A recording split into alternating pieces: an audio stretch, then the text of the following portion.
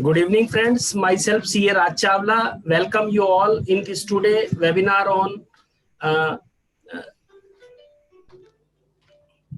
hello, Faceless Assessment under Income Tax Act. And today we are very honored to have with us a very young and dynamic speaker, CA Jagjit Singh Ji Jax. Welcome you, Jagjit Ji, and very senior chartered accountant, CA Sachin Jain Ji. Welcome, Jain Saab. And I also welcome all the members attending this our webinar on faceless assessment. And now I request CA Jagjit Singh Ji to please start the deliberation. Thank you, sir. Thank you, and very good evening, everyone. So thank you, Raj Chawla, sir, and another speaker, Sachin Jain, sir, and a very senior, chartered accountant sitting with us, Yogender Jain ji, and other respected member also, and all the participants, those are listening, from their system. So it's again a very good opportunities, given by Raj Chawla, sir. So thank you once again, Raj Chawla, sir, for giving me a wonderful opportunity again. So very new topic, faceless assessment scheme. So आज इसके ऊपर जो बात करनी है, the faceless assessment scheme. What is that? What is the scheme? So I have the time given by Chawla sir, 1 hour 30 minutes, 1 hour 15 minutes approx. So I will try to complete my, the deliberation, the slides which I have prepared for your value addition. So what I have covered in this presentation, the very first point which I will cover. So what are the outcomes of this, the budget 2019, where our Honorable Finance Minister Sitaraman ji, yes, she has mentioned so many things about the faceless assessment scheme. And what is faceless assessment scheme, I will discuss later. And expected benefits from the faceless assessment scheme, that would be the third point. And what are the exceptions of this faceless assessment scheme? So what are the issues which is not covered under this faceless assessment scheme? So we will discuss later. And where this faceless assessment scheme will be applicable. So what are the issues where the faceless assessment scheme will be applicable? We will discuss again. And very important thing which I will mention at the middle of my presentation. So that would be a taxpayer charter. Very, very important area. In that with the help of this taxpayer charter, we can understand what are the right and the duties of the taxpayer and what are the right and duties of the tax officer. So the National E-Assessment Center, we have different center in this, like the structure of this faceless assessment scheme. We have National E-Assessment Center, we have Regional E-Assessment Center, we have review unit, we have assessment unit, we have like the review unit, we have the technical unit also. Right, so we will discuss later one by one, and how you can file against this like the order through this faceless assessment scheme. If you are not agree with the assessment order generated by this National E-Assessment Center, so how you can file the appeal. So the procedure regarding the appeals is still pending. So we are expecting like in the coming months, on the date of 25th September, definitely we are expecting something from the department. What would be the procedure regarding the appeals against, if any, order when the taxpayer is not satisfied with the order issued by the National E-Assessment Center. So these are the area which I will cover in my presentation. So now I'm trying to explain anything. So be with me, and if you have any questions, so please note down your question at notepad so that we will discuss later, sir. So please try to understand PPT first, then I will come to you for your like the questioning, for your doubts. So definitely I will try to resolve your all the queries. So now I'm going to share the screen.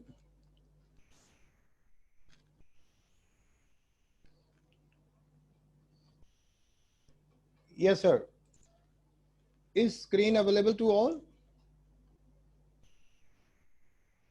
Are you able to see the PPT, sir? Yes.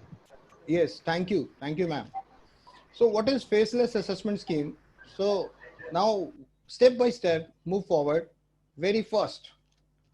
So what is this, the budget 2019, the outcomes of the budget 2019, where our Honorable Finance Minister, Madam Sitaraman ji, mentioned so many things about the e-assessment, so many things about the faceless assessment scheme, right? If we talk about the faceless assessment scheme, so it is same with the, like the e-assessment, it is same with the transparency assessment. So now the 3 points having a same meaning. So please don't be confused about this. Okay, it's a transparency assessment, or it's a e-assessment, or it's a faceless assessment. So all the 3 items are same.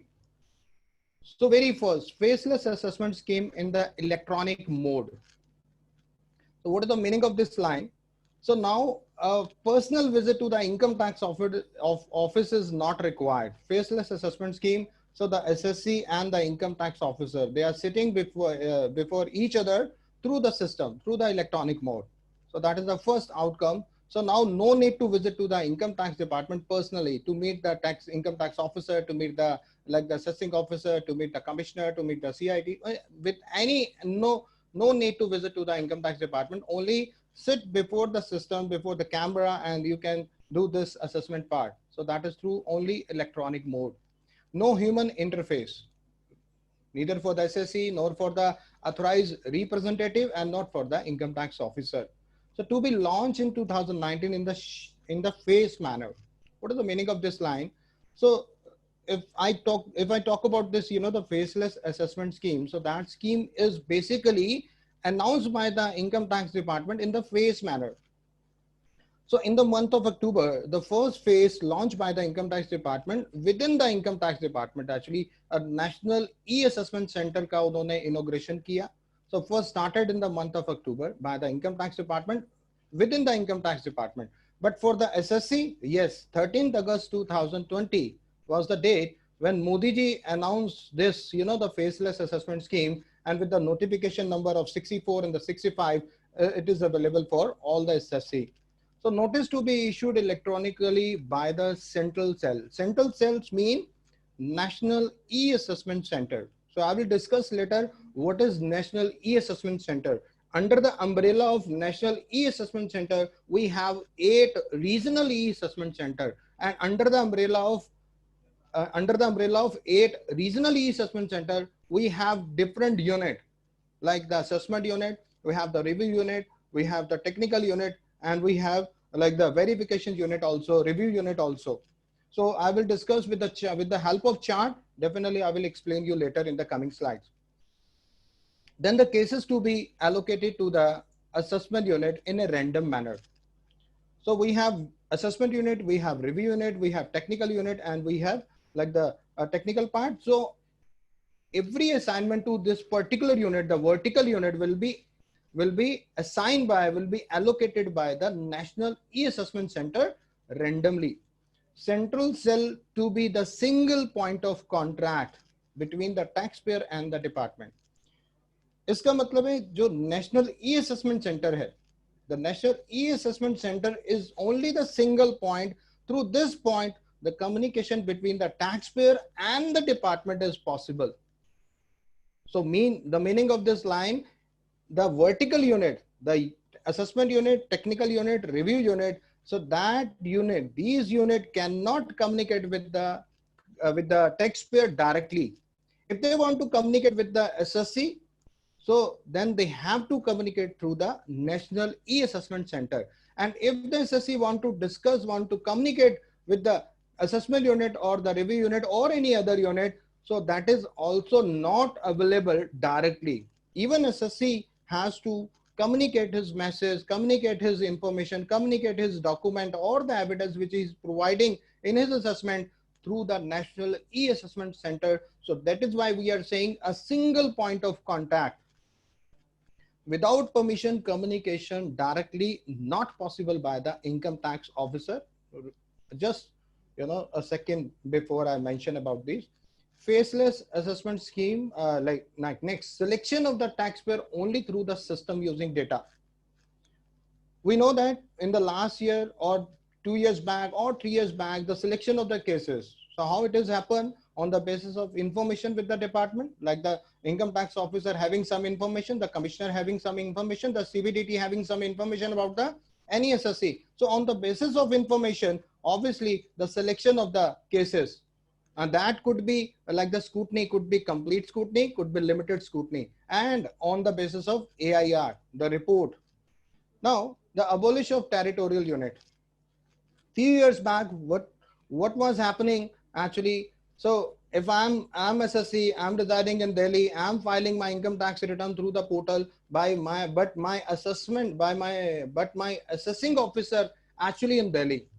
But in this scheme, the faceless assessment scheme, I'm filing my return from the Delhi through the portal, but who will be my assessment officer, like the assessing officer, who will be my assessing officer, who will be my judicial officer? So that is, I cannot understand, I cannot see the hierarchy of this system. So basically, the person from Tamil Nadu, person from Bangalore, person from Mumbai, person from any other state will assess my income tax return and issue assessment order in my case. So that abolish of the territorial jurisdiction is rightly mentioned. Automated random allocation of cases, I've already mentioned. So automated random allocation of the cases would be there through the National E-Assessment Center. And central issuance of notice.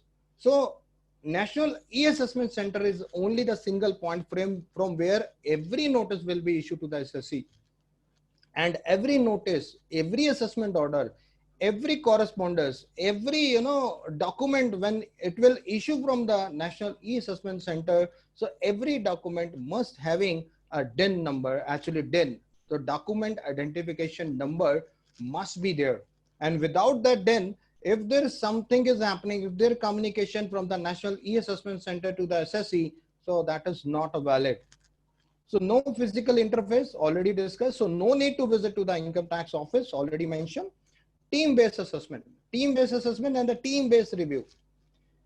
So why this line is here, the team-based assessment? The team-based assessment means, so review unit, assessment unit, and the technical unit, what they are doing assessment part, they're doing review part, they're doing technical part with the National E-Assessment Center like a team. So that is why we are saying this faceless assessment scheme is actually team-based assessment. So draft assessment order in one city, review in another city, and the finalization in third city. So in this faceless assessment scheme, we can understand. So if I'm filing my return, I'm resident of India, but residing in Delhi, and I'm filing my income tax return through this portal, right? But where is my basically the assessment part will complete? So no one knows. So drafting of the assessment order may be in one city. Let's say the Bangalore. Bangalore is a regional E-Assessment Center where assessment unit is doing this assessment part in another city, right? So maybe the Bombay regional assessment center and the review department reviewing that assessment.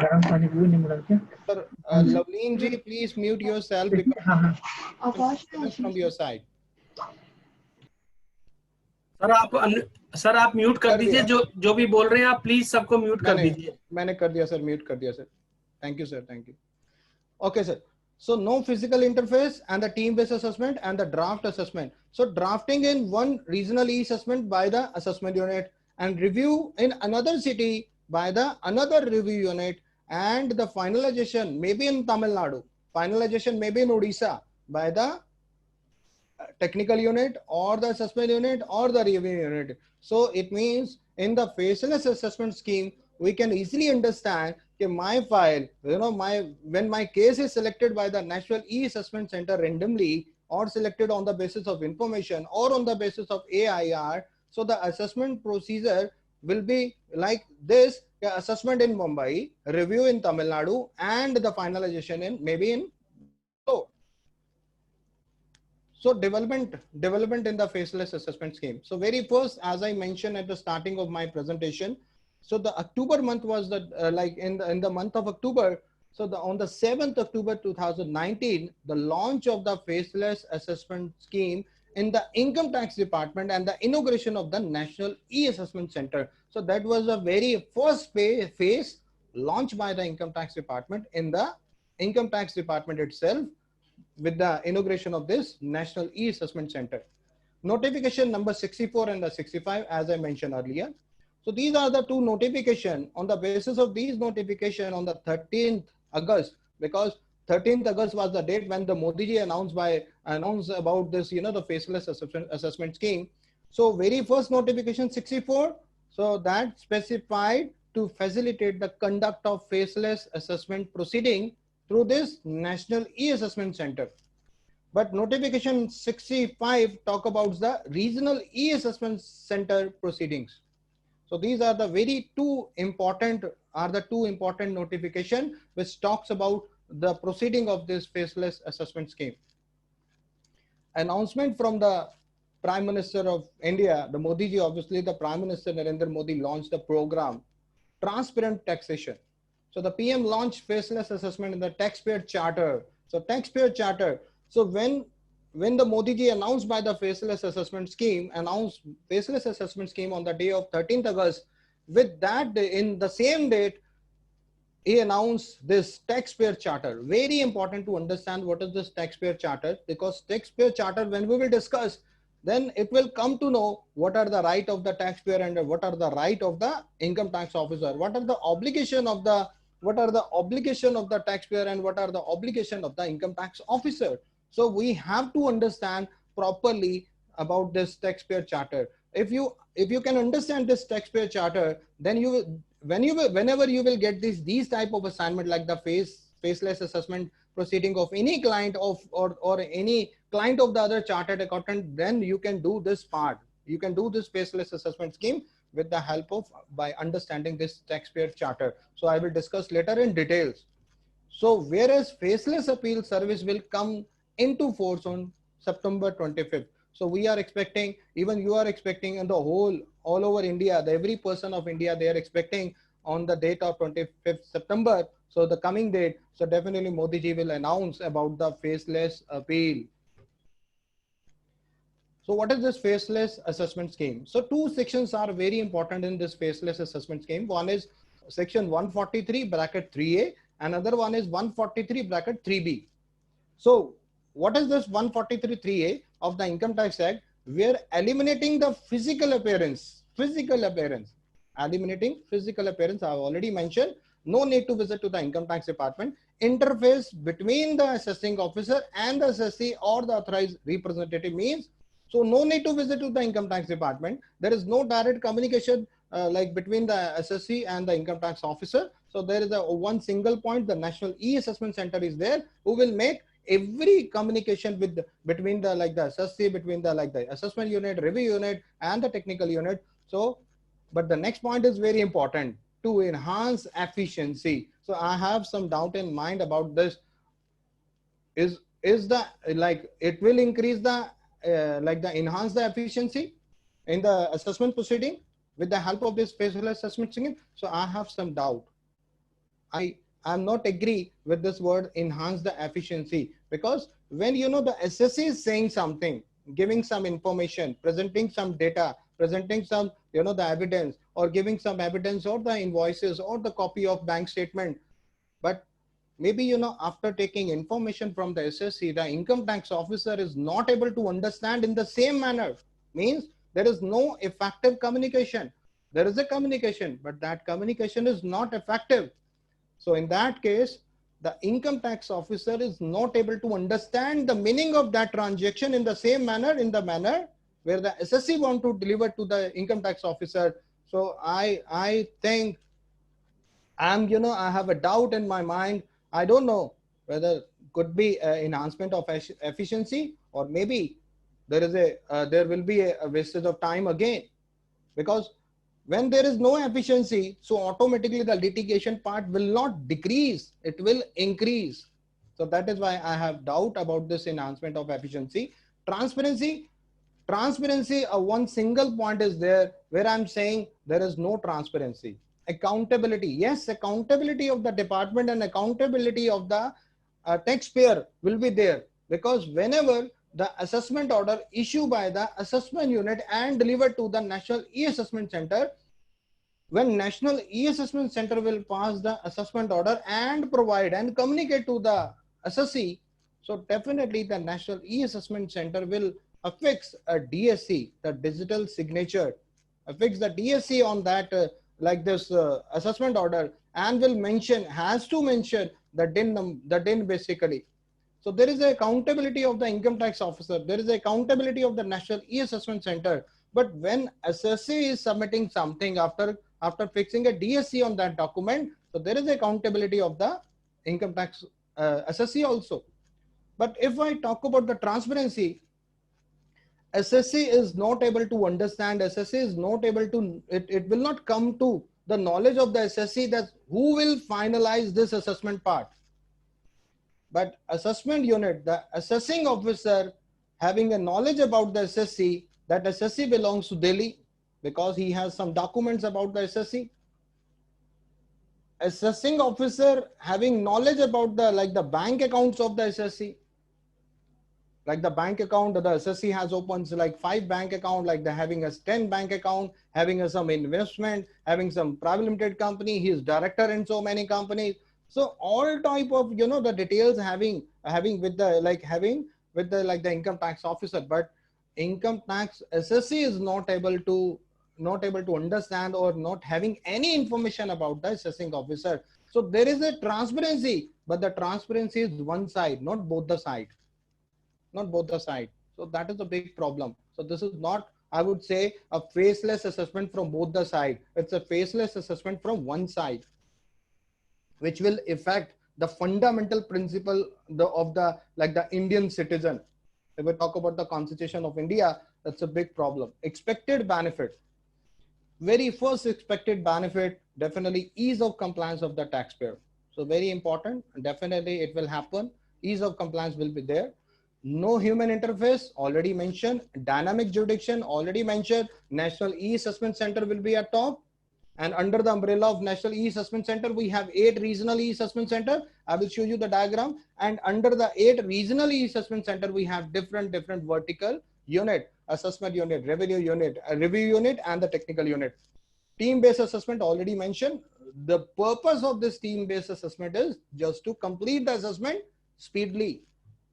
Speedily completion of this assessment part. Transparency and efficiency, notice with the DIN already. Functional specialization.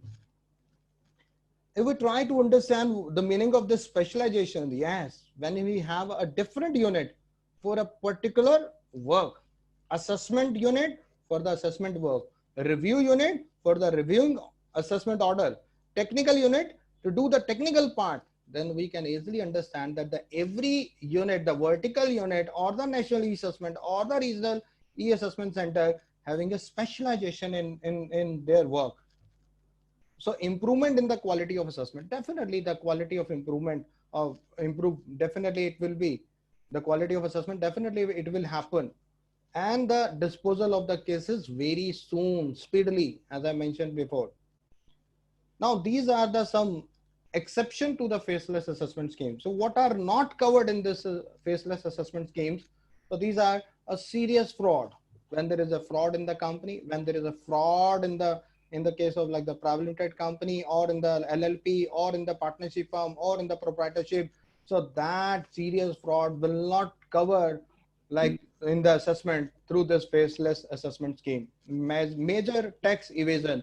When there is a major tax evasion planning by any director, any proprietor, any partner, any employer of the organization, so it will not cover in this faceless assessment scheme. It will cover separately with the physical visit by the a different team of the income tax officer, the different team like the enforcement director with the team of the enforcement directorate will visit there, right? Like the CBI could be there, like the income tax officer, like the senior investigation department officer will be there in that case. So it will not cover in this faceless assessment scheme. Sensitive matter, or we can say the search matter. When there is a search, the case of a search and seizure, so definitely the income tax officer, the relevant team or like the designated team will have to visit there for the search and research matter, international taxes cases. So when there is a case of related to international taxation, like there is a one SSC, is that SSC is the resident of India? Or what will be the tax rate will applicable in that case? If he is a resident, if he is a non-resident, if he is a not ordinary resident, so what would be the tax rate it will applicable, right? And what are the, the MLI, like the double taxation, the contract between the Indian government with the Canadian government Indian government, American government, Indian government, Australian government. So what are the contract between the country to country? So that will give the impact on this international taxation. So definitely, if there is a case of related to international taxation, it will not cover under this faceless assessment scheme. Black money related cases, it's a big cases basically. So there is a need of a like the respective team to visit that particular site to get this black money from the client, from the assessee, and deposit in the central government account, and to assess properly after giving so many visits. But that is why this is not, it will not complete this assessment part related to this black money through this faceless assessment scheme. Benami property related cases. So Benami property related, already a separate act is there, Benami Property Act. So that act will apply.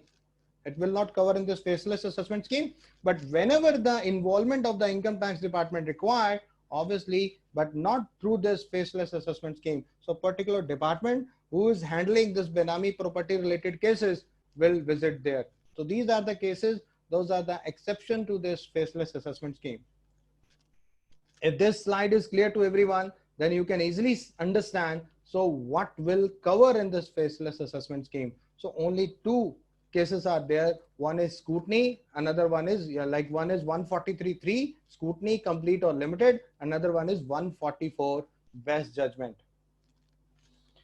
Now the legal framework, as I mentioned before 2-3 slides back, there are two sections very important, 143.3a, 143.3b.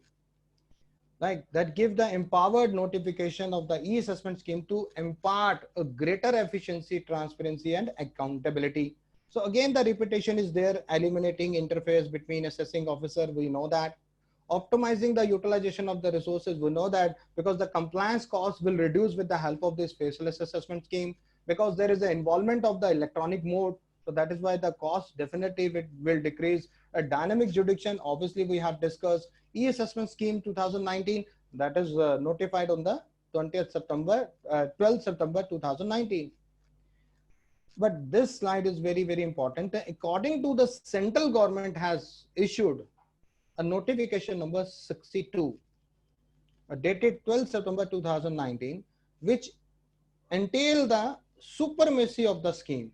Try to understand the supremacy of the scheme over the various provision of the Income Tax Act. So one section is 120. Let's talk about the jurisdiction. So this jurisdiction in the case of income, in the case of faceless assessment scheme, there is no jurisdiction. There is a dynamic jurisdiction actually. The case of the SSC, that SSC belongs to Delhi, but the assessment by the Bombay, like the assessment center, or by the Tamil Nadu assessment center, or by the the Maharashtra assessment center. So that is the dynamic jurisdiction. If we talk about section 282, 283, 284, service of the notice, in the faceless assessment scheme, only there is a single point. The National E-Assessment Center is there to communicate every information, to deliver or to share or provide any document on behalf of the Income Tax Department to the SSC. So service of notice or the assessment order or any other related document related to the assessment part will communicate by only National E-Assessment Center. Then the chapter 12, penalty. So penalty is already a separate provision in the faceless assessment scheme. Now we'll talk about this applicability of the faceless assessment scheme. So I have mentioned earlier, only two sections cover, 143.3 scrutiny assessment, 144 best judgment assessment, because the section mentioned at the bottom 147, 148 in the case of escaping income escaping case. So that will be treated separately, not in this faceless assessment scheme. So the scheme is not applicable in these cases, 147, 148, 153A, 153C, search and recognition, right? And in the case of 271, 270A, penalty, separate. So the faceless assessment scheme, only 143.3 and 144. Next. Now this is very important area, the taxpayer charter. Please try to give your attention to this particular area. It's very, very important. If you are looking for assignment, if you are looking for the cases and you want to represent that cases through this faceless assessment scheme, then you have to understand this taxpayer charter. What is this taxpayer charter? So taxpayer charter is a document. It's a document. It's a written document, or we can say it's a very important document which outline the right and the responsibility of both. Both means the taxpayer as well as the tax officer. What the tax officer expect from the taxpayer means the right of the taxpayer. What a taxpayer expect from the department, the right of the taxpayer or the right of the tax officer. First line, the tax officer expect from the taxpayer means the right of the tax officer. What the taxpayer expect from the department means it talk about a right of the taxpayer. Third paragraph, the taxpayer charter promises to the taxpayer about the privacy and confidentiality. अभी थोड़ी देर पहले मैंने sir ये mention किया. So when the assessee is sharing some information with the with the assessment department, with the assessment unit through the National E-Assessment Center. So assessee cannot understand, assessee cannot, it will not come to the knowledge of the assessee that document actually delivered to where actually delivered, whether Mumbai, whether Bangalore, whether Tamil Nadu, whether Punjab, whether Rajasthan. So where that document actually delivered by this National E-Assessment Center, right? Who's the officer behind that? Who's doing this assessment part? But on the other side, the tax officer is very much having a knowledge, information about the assessee, like the who's the assessee, जिसकी assessment वो कर रहा है, like the who's the assessee, जिसका वो technical part देख रहा है. So it's a one way scheme. So the main aim of this charter to maintaining the relationship between the revenue department and the income tax payer. So one of the aim of this charter is to maintain the relation, the genuine relation between the revenue department and the income tax payer. So these are the four major area which talk about, these are the four major area which we will discuss in the next slide or in the coming slide through this right and the duty of the taxpayer. First, right of the taxpayer. This is the right. I'm going to share the right of the taxpayer. Please, these are the right which I will going to discuss. Very first, treated with the fairness and impartiality. It should not be partiality with the income taxpayer. So behave with the integrity and the honesty. ईमानदारी के साथ बात करें. Integrity, yes, we all are well aware about this integrity when we have listened, when we have read this fundamental principle of the code of ethics of the ICI. So integrity part is very important. Integrity, confidentiality, and the third word is professionally. When there is a communication between the assessee and the National E-Assessment Center, so that communication must be in a professional manner. Impartiality, make fair and equitable decision. Equitable decision means, in my case, same decision. If the decision is in my case, when some expenses are disallowed, so definitely that must be disallowed in the case of other person. So there must be an equitable decision.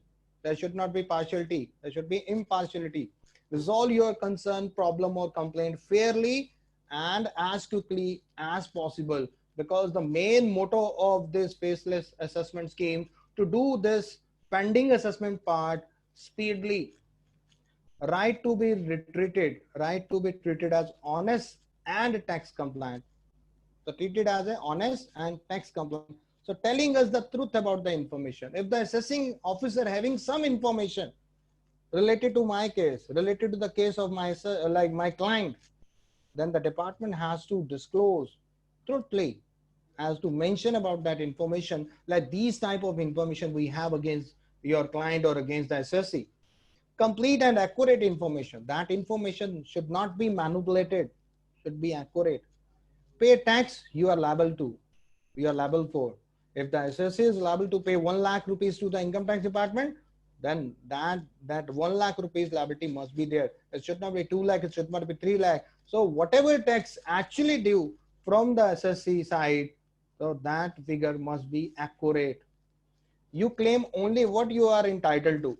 If the assessee is eligible to claim like the deduction, like the related to LIC, like related to tuition fees, like related to any deduction 54, 24, whatever section cover in this, if he is eligible, if he is legal, legally claim that deductions or the rebate, if he is legally having a right to claim that, then must be, you know, the claim by the that assessee from the income tax office, that is the legal claim. So that should be allowed to that assessee. Right for the certainty. Provide information about the tax implication. So what are the tax implication? Provide the information. So who will provide the information? Obviously the income tax officer, because we are discussing the right of the taxpayer. So let you know about the conduct of an inquiry and investigation. Why this inquiry, why this investigation is going on. So please provide the reason for that inquiry or the investigation. Request for the production of the document and the other information which is required. Arrange interview at the suitable time and the place related to the inquiry. So, you know, few like 2-3 days back, so when I was discussing about this faceless assessment scheme, so one chartered accountant, you know, he was asking one question, Mr. Singh. So in the, you know, the physical appearance, when 2 years back we are visiting to the income tax department, and suppose we don't have any information like the basically the preparation of the case is going on at our office, but we are requesting for the adjournment. So that adjournment procedure, that adjournment opportunity is available in this like this faceless assessment scheme. I said, yes, sir, that is very much available. If you want to take the adjournment, yes, you have to request to the National E-Assessment Center for the suitable time. And this is the duty, our right, the right of the taxpayer, the right of the authorized representative on the behalf of SSC. Yes, the income tax officer, the National E-Assessment Center will give you us a suitable time to prepare the case, to prepare the record, to present the case before this income tax office, like before this National E-Assessment Center. So right for assistance and information from the income tax department. If there is any information required by the SSC from the income tax department, like from the income tax department, then definitely that information must be provided by the income tax department through this channel, National E-Assessment Center. Through this National E-Assessment Center. So the National E-Assessment Center will assist to the, will give the assistance to the, like the taxpayer, if any assistance required from the taxpayer through this faceless assessment scheme. Fifth, right to pay the correct amount of tax. Obviously, the legally, the due amount, which is like the payable from the side of SSC, definitely the SSC has to pay. All the legal deductions already discussed. What are the legal deductions? If the legal deductions are there, definitely the SSC can take this legal deduction and that will be allowed from the income tax office. Right not to be subject to retrospective taxation. It's a very, very important. As a general principle, such changes will only apply to the income arising. In the case of income arising, in the case of gain realized, in the case of goods or service supplied, or the transaction or the event occurring after the change of legislation. So yes, there is retrospective taxation will apply, right? But on the other side, if I say the payer will not be subject to retrospective taxation whenever there is a change in the tax legislation. If there is a complete change in the tax legislation, so there will not be this retrospective taxation will apply. Next. Right to minimize compliance costs. I have already mentioned this is the benefit of this faceless assessment scheme. So yes, you can minimize your your compliance cost. You can minimize your compliance. Somebody is speaking, please. 1 minute. I have to search who's there. Ankit ji, please, मैंने आपको mute कर दिया. Please try to manage, sir. Please mute your mic always, sir. So right to minimize your compliance cost. So this is the only the benefit where we can reduce our compliance cost through this electronic mode when we are representing the case of our client, right? When the assessee is representing his case before the National E-Assessment Center. So definitely with the help of electronic mode or faceless assessment scheme, the compliance cost will reduce. Right to be advised and represented by any other person. So जैसा कि हम पिछले कई सालों में sir ये personally face to face assessment हो रहा था, So face-to-face assessment may sometimes, you know, the SSC is not able to visit to the income tax department directly because he is a businessman. Actually, he is not aware about this income tax proceeding or income tax provision or the act or the section. So definitely basically he appoint one consultant or the chartered accountant or the advocate to represent his case before the income tax office. So that the same right is available in the case of faceless assessment scheme. A chartered accountant, an advocate, or any professional who is eligible to represent, like the case of any other person, any SSC, yes, he can represent, he can work as a representative of and before this in this faceless assessment scheme. Right to appeal. Already mentioned, we are expecting something good from on the date of like the coming date 25th September from the Modi ji. Yes, Modi ji definitely will announce something good for the benefit of the taxpayer on 25th of September, and definitely he will announce about the right to appeal. We can file the appeal, but what are the procedure in this faceless assessment scheme related to this appeal? Definitely it will come later in the coming phase. The next phase will launch by the Modi ji on 25th September. Right to privacy and confidentiality. So whatever information, you know, hold by or like the taken by the National E-Assessment Center from the SSC or from the AR of the SSC. So definitely that information must be private. The privacy must be there and information must be confidential. Should not share with the other. But what I mentioned in the last paragraph, if the department, you know, the department respect about your privacy, like that, about information, what they have taken from your side, about your privacy and keep your information confidential, except, please mind this word, except in those circumstances where the law allows us means to the department to disclose your information to other for the specific purpose. Suppose like the CBI department is asking something from the tax officer to share the information related to this SSC. Then the income tax officer is liable according to the law. He is liable to provide that information to the CBI. He is liable to provide that information to the ED. He is liable to the information to the like the national, you know, whatever the like the agency. If they are asking something, if they are asking some information from the income tax office, definitely the income tax officer has to provide that information. So in these cases, that information will not keep it as private and confidential, but otherwise it will be keep it as private and confidential, will not share with the other one. So right to know what information department hold. So whatever information department having, and they are basically matching with the information, you know, getting from the SSC.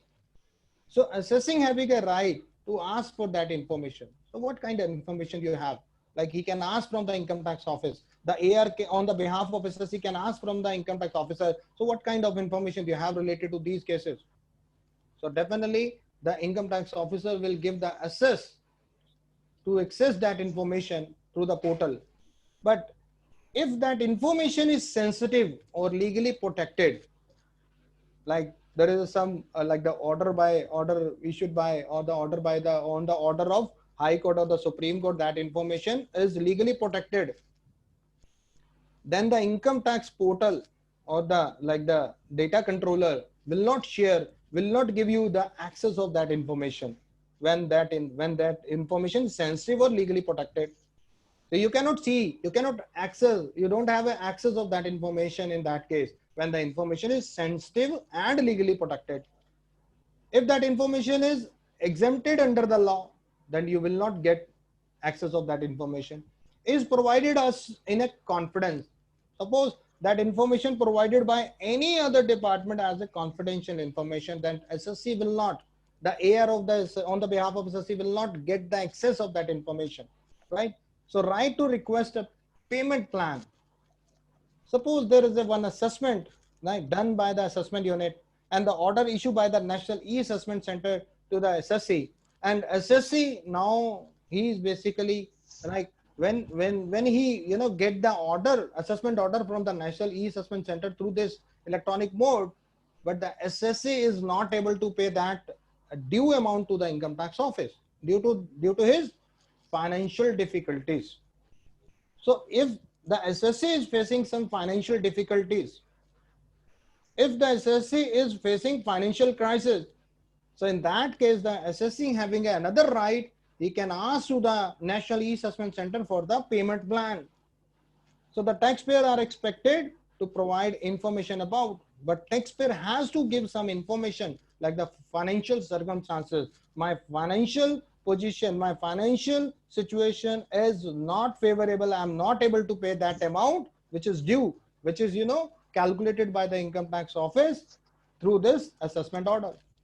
So when the financial circumstances given by or in the written given by or the provide to the National E-Assessment Center, definitely the National E-Assessment Center will give the opportunity, will give some relief, will issue one payment plan, and that according to that payment plan, the SSC can pay the due tax to the department. Reasonable plan for the payment. Let's say there is a liability of the tax payable as rupees 10 lakh. SSC want to pay that 10 lakh in 10 installment, like 1 lakh rupees per month. After getting a permission from the National E-Assessment Center, and National E-Assessment Center has to take permission from the Board of Director of the CBDT, right? Then the SSC is able to, then the SSC will get the opportunity to pay that due amount 10 lakh rupees in 10 installment. Observe that agreement. But whenever circumstances, the financial difficulty is over, right? Suppose after the 3 installment of this due tax, like after payment of 3 lakhs, the financial difficulties of the SSC is over. Then the 4th installment would be the rest payable amount. I would say 7 lakh rupees, not 1 lakh rupees. Then SSC has to pay that remaining tax payable to the income tax department in a single installment if there is no financial difficulties with the SSC Act, right? So these are the 13th right of the SSC. Right to complain about our service or officer.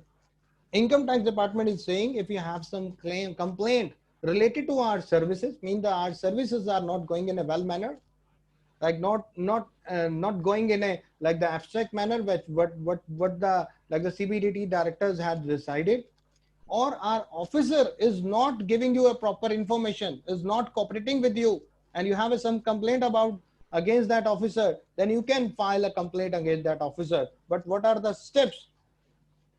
Like if a taxpayer are not satisfied with our services, behavior or action, the taxpayer have a right to make the complaint.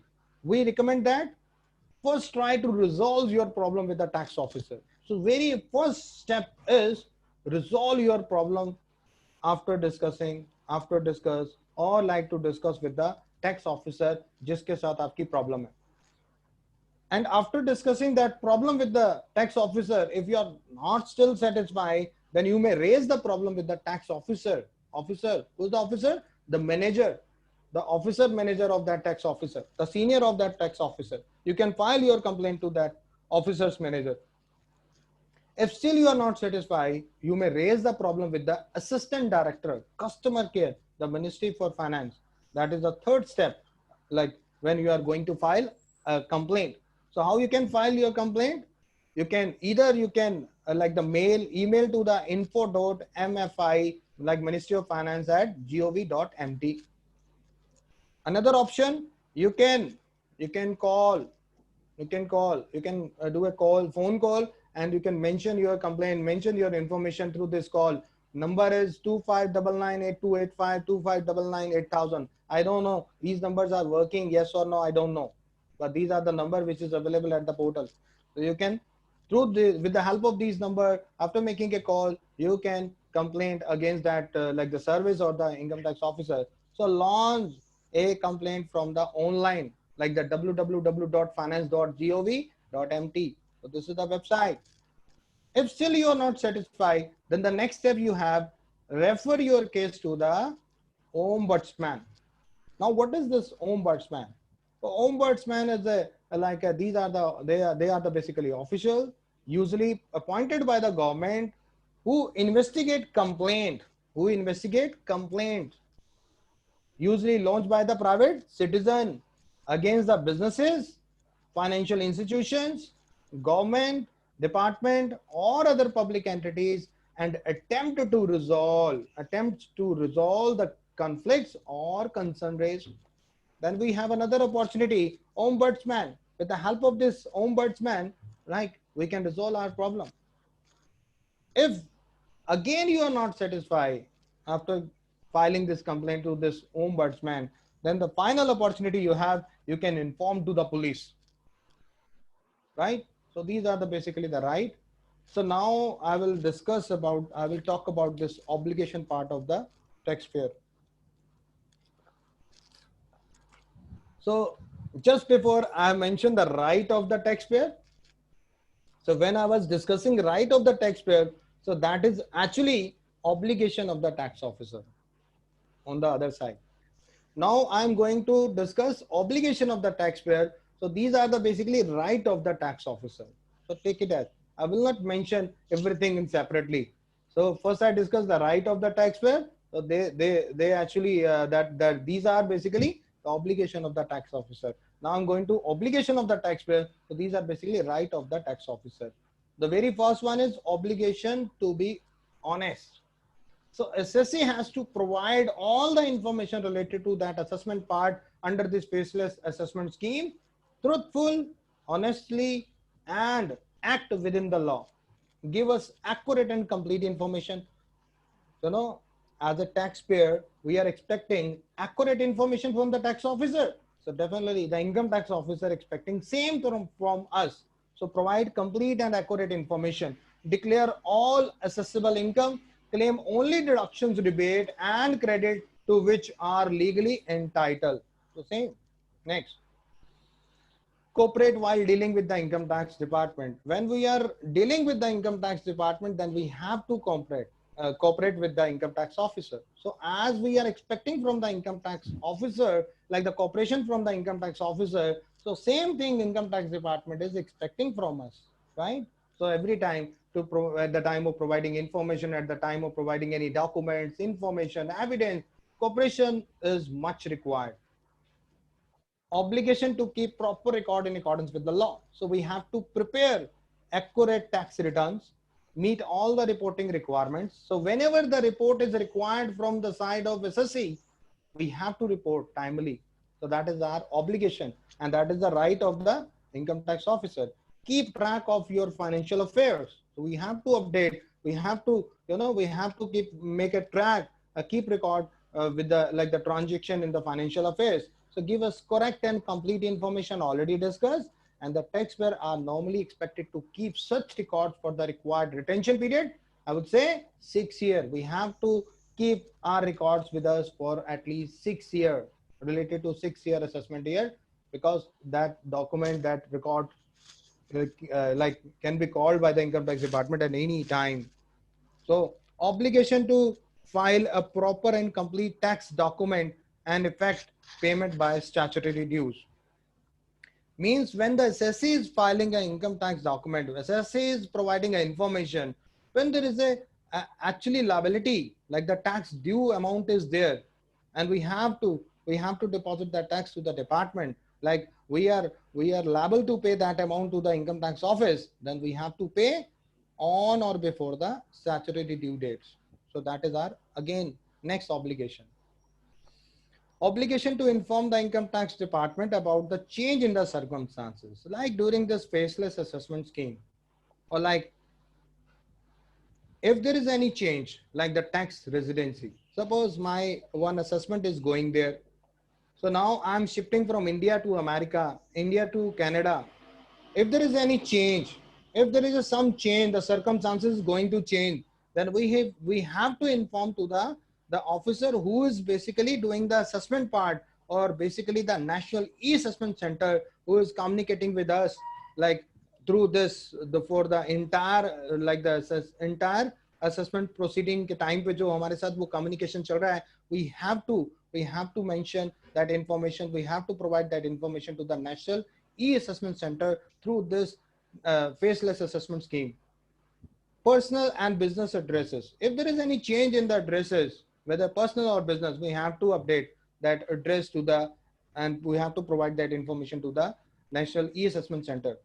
And marital status in the case of female, if the female is after getting married, shifting from Delhi to another state, so she has to mention, she has to update her information at the income tax portal. Even she has to mention or provide that information to the assessing officer before this, the faceless assessment scheme. In this faceless assessment scheme, change in the business activity, if there is any change, like we need that information, the nature of business of the like the assessee, like whether he is working as a like the manufacturer, trader, service provider, consultant. So these type of information required in the case of tax audit. Like there is a one point in the tax audit report, 3CD report, we have to mention that the nature of business of the like the company, the nature of business of the assessee. So same thing, if there is any change in the nature of business, we have to update the income tax department. Any other circumstances that affect your taxability. If there is any change which is not related to the above mentioned point, but the point is very important, which will give effect to your taxability, like the due amount of the tax. So definitely you should inform to the income tax officer. That is our again next obligation. Obligation to know your tax responsibility and the consequence for non-compliance. If you are not able to complete, if you are not able to pay the due amount to the income tax department, if you are not basically complying with the Income Tax Act, so definitely there is a non-compliance. So definitely the consequence will be there. So what would be the consequence in that case? So be aware about of your tax obligation and the consequence for non-compliance. So we have to understand that the consequence which will give effect against this non-compliance of this, the act. So know your personal responsibility for all the information that is communicated by you or on your behalf. Whether the chartered accountant who is appointed like as a AR in your case, then whatever information provided by that chartered accountant, provided by that consultant to the National E-Assessment Center in your case. So who will be the responsible person? You will be the responsible person. So you will be the personally liable against that, the information provided by the AR. So what are the responsibility in your case? What will be the consequence for non-compliance? You must understand. So now this was the last point related to this obligation of the taxpayer. Now the taxpayer charter is over. Now I will discuss. So now the time is like 5 minutes to 5. So no problem. I have another 20 minutes to complete my slide. So no issue. So now we will discuss the structure of the faceless assessment scheme. So at the starting of my presentation, I have already mentioned the first at the top is National E-Assessment Center. Under the umbrella of this National E-Assessment Center, we have 8 regional E-Assessment Center. So already mentioned in the chart, you can see the National E-Assessment Center located at Delhi, headed by Principal Chief Commissioner of Income Tax. If we see the map of India, then you can see that big dot, the blue dot circled by or covered by the color red. That shows the Delhi. Delhi means the National E-Assessment Center, the main National E-Assessment Center means the all over India, when the assessment is going on, in the case of any SSC, so the Principal Chief Commissioner of Income Tax means from the office of Delhi National E-Assessment Center. 8 regional E-Assessment Center. Then you can see that on the map, the red dots are there. Like location of these 3 assessment centers are there, where they are actually located at Delhi. You can see the dot and near the Delhi. Mumbai, Chennai, Kolkata, Ahmedabad, Pune, Bangalore, and Hyderabad. Right? So these are the basically 8 regional E-Assessment Center. And the other black dot that shows, so no, maybe they have mentioned the assessment unit, review unit, technical unit, right? So next. So this is the chart I have taken from the Income Tax Department website. It's very much clear, very easy to understand. As I mentioned, there will not be a direct communication between the SSC and the vertical unit, assessment unit, verification unit, technical unit, and review unit. So there is a one single point. Through that single point, all the communication will happen. So that is why the National E-Assessment Center is in the middle between taxpayer and the vertical unit. So when taxpayer want to communicate something to the assessment unit, he can do the communication part through the National E-Assessment Center. When the assessment unit want to communicate some information to the taxpayer, so that assessment unit can communicate through the National E-Assessment Center. Same with the other, same with the verification center, same with the technical unit, same with the review unit. So no human interface. Personal visit is not required. Dynamic jurisdiction, we can understand the previous chart which I mentioned. Team-based working, already team is there. National E-Assessment Center is there. Regional E-Assessment Center is there. Under the umbrella of E-Assessment Center, we have different vertical unit. Functional specialization, as mentioned at the starting, the assessment unit is doing only assessment part. Verification unit is doing only verification part. Technical unit is doing only technical part. Review unit is doing only review part. National E-Assessment Center is only working like a middle person between the taxpayer and the team, the regional E-Assessment Center. So everybody is doing their own part actually. They are not disturbing. They are not disturbing to the other department. They are not actually involved in the other involvement. Like verification unit cannot interfere in the working of the assessment unit. Assessment unit cannot interfere in the working of technical unit. That is why I'm saying a functional specialization. And what are the modes, electronic modes? Through these modes, we can communicate. We can make this communication part very effective. Like the www, we have the website, income tax website, we have the email ID, we have the mobile app. So through these electronic channel or the mode, basically, we can complete our communication with the National E-Assessment Center, and National E-Assessment Center can communicate the same thing to the taxpayer. So this is a very simple chart. If you understand easily, it's very easy, a faceless assessment in your case. You can. Now, the role of the National E-Assessment Center. As I mentioned earlier, so National E-Assessment Center is the single point where everything is happen. Through the National E-Assessment Center, every communication, every sharing of information, document, everything will happen. So that is I mentioned. These are the things which I mentioned. Communication in a specified format, mode, procedure, processes. Send all the notification communication electronically, not manually. Must be with the DIN number. Assign cases to the assessment unit. Who will assign the cases to the assessment unit?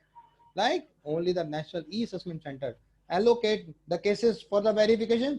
Who will assign the case to the verification unit? National E-Assessment Center. Draft assessment order. Who will review the draft order? Definitely the review unit. But how this assessment order, come from the assessment unit and forward to the review unit? With the help of National E-Assessment Center, providing opportunity to the taxpayer before finalizing assessment order.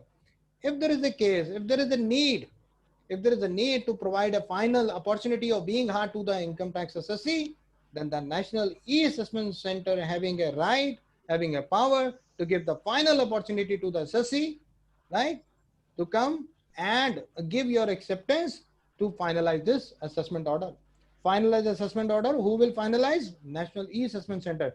Actually finalized by the assessment unit, but whenever it in the final shape, it will deliver from the National E-Assessment Center after mentioning a DIN, actually finalized by the National E-Assessment Center. Transfer all the electronic record to the judicial assessing officer.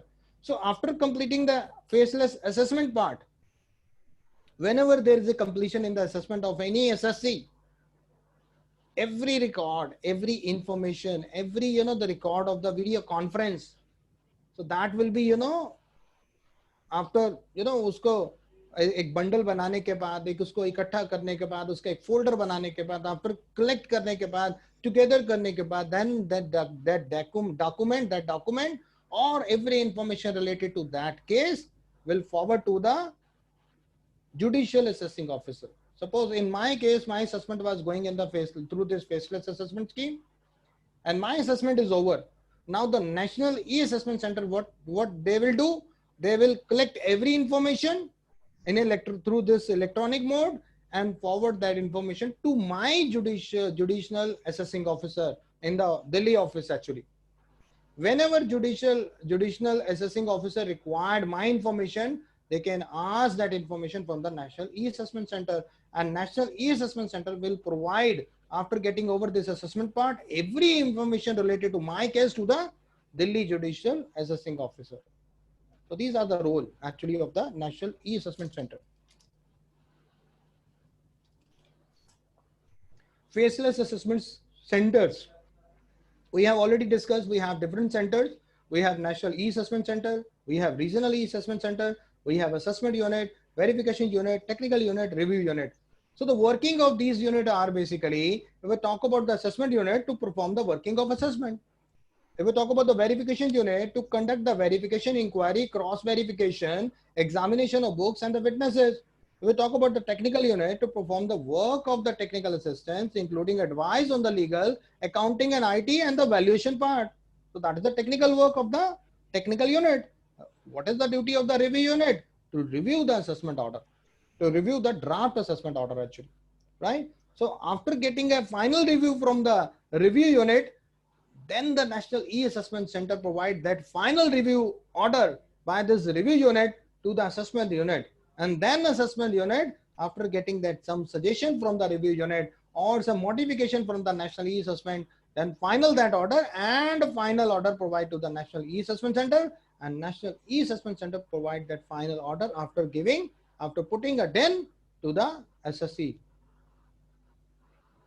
Role of the Judicial Assessing Officer. So what are the role of the judicial, assessing officer? After getting every information in the electronic mode, after completing the assessment part, the National E-Assessment Center will transfer all the electronic record pertaining to the case to the judicial assessing officer, right? So what is the role of the judicial assessing officer now after completing this assessment part through this faceless assessment scheme? So the first duty, the first role is impose the penalty. So if there is any requirement, the penalty mentioned in the order must be imposed. Then the imposition of the penalty by who? By whom? The judicial assessing officer will impose the penalty. Collection and recovery of the demand. If there is any recovery against the tax, against the penalty, against the interest, it will be recovered through this judicial assessing officer. The role of this assessing officer.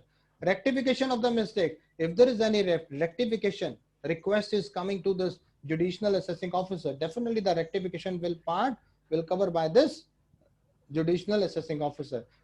Giving effect to the appellant order. Suppose, after getting order from the National E-Assessment Center, I'm not satisfied with that particular, like the assessment order, and I'm going to file, I have actually filed appeal to the CIT, right? So after getting a order in my favor, then I will provide, and with the request letter, and provide that copy of that order, which is in my favor, which is already,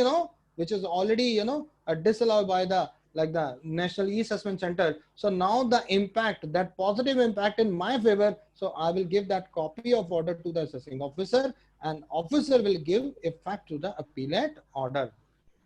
Submission of the remand report. If there is any submission of the remand report, definitely this is the role of the judicial assessing officer before the CIT, ITAT and the court.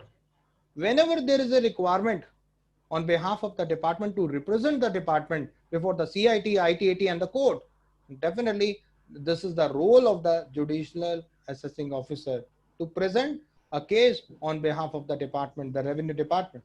Proposal seeking sanction for launch of prosecution and filing complaint, right, before the court. If there is a need to file a complaint of the prosecution, to launch a prosecution, so this is the role of the judicial assessing officer. He is the only person who will file the complaint. Appeal against the faceless assessment scheme. So we are waiting like the coming announcement, which we are expecting in the next month, 25th September. So definitely it will come. Then we will discuss again what are the procedure in the faceless assessment scheme regarding appeal. Personal appearance by the assessing or AR. Already we have discussed few years back when we are representing some SSC before the income tax office, Yes, we have a power attorney. We are representing. We are working as a AR and in favor of the SSC. We are presenting his case before the income tax officer. So same thing is here. Already I mentioned. I will not repeat again. But very important thing is there in the second paragraph, in the last line, hearing to make his or her oral submission, and such hearing shall be conducted exclusively through video conference.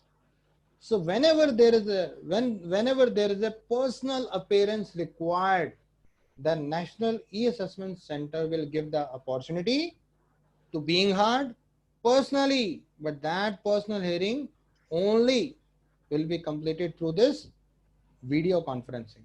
So that is also a record for the income tax office. Next. So this is the recent case law basically. The 4th of Feb 2020, the case law basically decided by the Madras High Court in favor of SSC. So what is mentioned in this case law? The court has opinion that the faceless tax assessment system can lead to erroneous assessment. As I mentioned in the starting, no, when we were discussing enhance the efficiency. So if officers are not able to understand the transactions and statement of the accounts of the SSC without a personal hearing, when that assessment is not actually to be complete without the personal hearing, if there is assessment happened, so we will treat it as an erroneous assessment, and we have to file appeal against that order.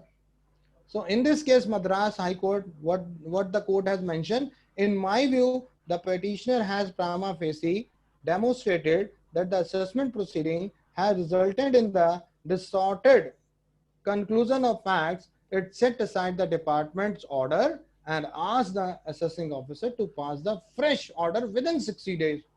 Means there is a requirement to reassess the case. So in view of the above judgment, in inherent shortcomings in e-assessment scheme, it may face further litigation in times to come. That is a very, very negative point, right? It could be. What is electronic communication? So I have another 10 minutes. Electronic communication, NAC is only communicate with the taxpayer, or National E-Assessment Center is the only single point can communicate with every vertical unit. Internal communication between National E-Assessment Center and the different vertical unit, that is possible. Electronic exchange of communication is not applicable where the verification unit approve a personal hearing. So when there is a assessee getting a approval from the National E-Assessment Center for the personal hearing, so there is a no exchange through this electronic the electronic mode, the exchange of communication. So that is not applicable in that case. But electronic records kya hai? What is that electronic records? All the electronic records issued under the scheme shall be authenticated by the National E-Assessment Center by affixing digital signature. As I mentioned at the starting, authentication, right? Accountability. We were discussing accountability. Whenever National E-Assessment Center will issue any assessment order or any communication or any document to the SSC or the SSC, or vice versa, when the SSC is issuing any information, sharing any evidence, and definitely there must be a fixing of digital signatures. So the accountability of the document will be there. Accountability of the SSC, accountability of the National E-Assessment Center, accountability of the regional E-Assessment Center. Even that without this digital signature, the SSC can be, after putting this EVC code, definitely it will be treated as an electronic record with the authenticated code. So now, e-communication and the record, every notice or the order or any other communication under the scheme shall be delivered to the taxpayer by way of. So how this communication will happen? One is registered account. SSC has to register himself at the portal of income tax or through the email, registered email.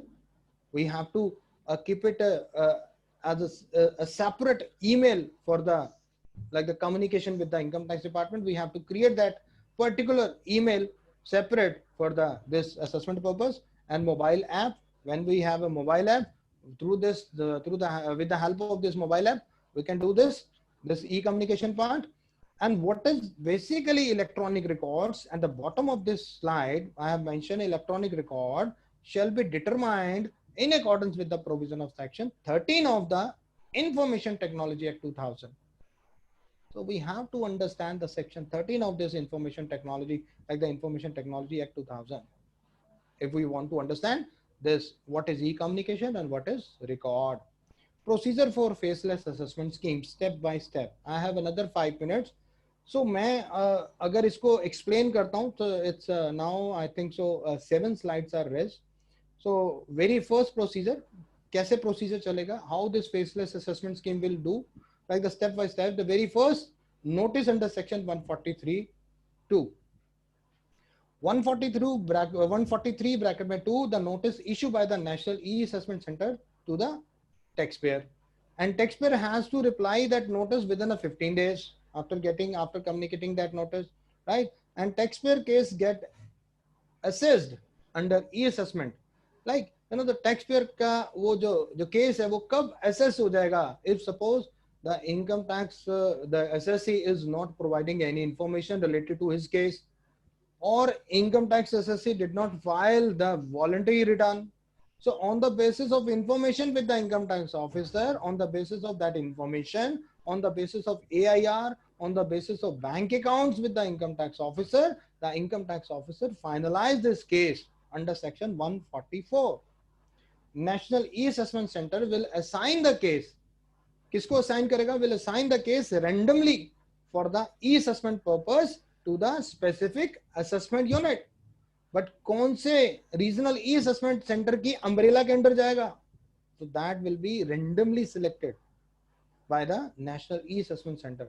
When the case is assigned to the assessment unit, it may make request to the National E-Assessment Center. Suppose the one assignment, basically e-assessment, basically the assessment assignment assigned to the assessment unit. Now the assignment unit can ask for the information from the National E-Assessment Center related to 143(3) scrutiny, limited or complete, or 144 in the case of best judgment. So scrutiny assessment or the summary assessment, obtaining such information, further information required. If the assessment unit feel there is some other information required, that information, the request for that information, the assessment unit will mention to the National E-Assessment Center. And the same request, National E-Assessment Center on the behalf of assessment unit will forward to the assessee, and assessee will provide that information to the National E-Assessment Center. Then after getting information from the assessee, the National E-Assessment Center provide that information to the assessment unit. If there is any review, if there is any technical issue, if there is any, other procedure required through this vertical unit, then the same information forward to the technical unit, verification unit, or the review unit. So same processor will, continue till the conclusion of this final order. So what will be the final order, right? So I will discuss through this, like, this is the second last slide, basically. This is the third one slide. In case no modification against, suppose a review unit, suppose the review unit has done the review part and forward that suggestion modification to the National E-Assessment Center. And after getting that assessment from the review unit, National E-Assessment Center will suggest that modification to the assessment unit. And after getting final assessment order, after this covering this modification part, and after completing this suggestion part, then that assessment order will share by the National E-Assessment Center with the assessee for the final approval. So after giving a final approval, that assessment order will finalize by the assessment unit, and after putting the number on that assessment order, that final order will be shared with the income tax assessee. So in the last para, the National E-Assessment Center shall, after completing the assessment, transfer all the electronic records to the assessing officer, judicial assessing officer, I have already mentioned. And the National E-Assessment Center may at any stage of time of assessment, if it considers necessary, transfer the case to the assessing officer having jurisdiction over such case with the prior approval of the board, prior approval of the CBDT board basically. So this will happen only in the case of when there is a physical appearance required. Without that physical appearance, that case will not be completed and we cannot complete that case. We cannot complete that assessment part. So in this case, the video conference is required, right? So this was the procedure of the faceless assessment scheme. I will forward that PPT to the Raj Chawla sir. You can easily read, you can understand. If there is any requirement, definitely I will help you. So now the last two slides. So we can easily understand with the help of this layout of the faceless assessment scheme stepwise how the assessment will move. First, so you have to follow me like through this alphabetically. Like, so first alphabet, if you see the alphabet A, so we can see the National E-Assessment Center sending some information to the SSC, means the National E-Assessment Center issuing a notice to the SSC. So after getting the notice from the National E-Assessment Center, SSC with the help of B alphabet basically replying against that notice. Now see the third alphabet, the C. National E-Assessment Center, after getting information from the SSC, then sharing that information with the assessment unit with the help of C alphabet. Then assessment unit with the help of D alphabet, updating that information to the National E-Assessment Center. Then National E-Assessment Center with the help of E, sharing further information, asking for further information from the SSC. Then SSC with the help of F alphabet, sharing a further required information to the National E-Assessment Center, and with the help of G, assessment unit getting that further required information, which the requirement mentioned by the assessment unit earlier to the National E-Assessment Center. Then after updating that additional information with the help of H alphabet, assessment order given to the National E-Assessment Center. Then after getting assessment order for the review purpose or for the verification purpose, the National E-Assessment Center with the help of E, transferring that assessment order to the verification department or the technical unit, right? So after getting a verification or the technical help with the help of F alphabet, the National E-Assessment Center getting a final shape of the order, and then forwarding to the this assessment unit with the help of K. Then final shape of the order after putting a DIN with the help of L alphabet, now forward to the National E-Assessment Center, and National E-Assessment Center sharing that final order with the help of M to the SSC.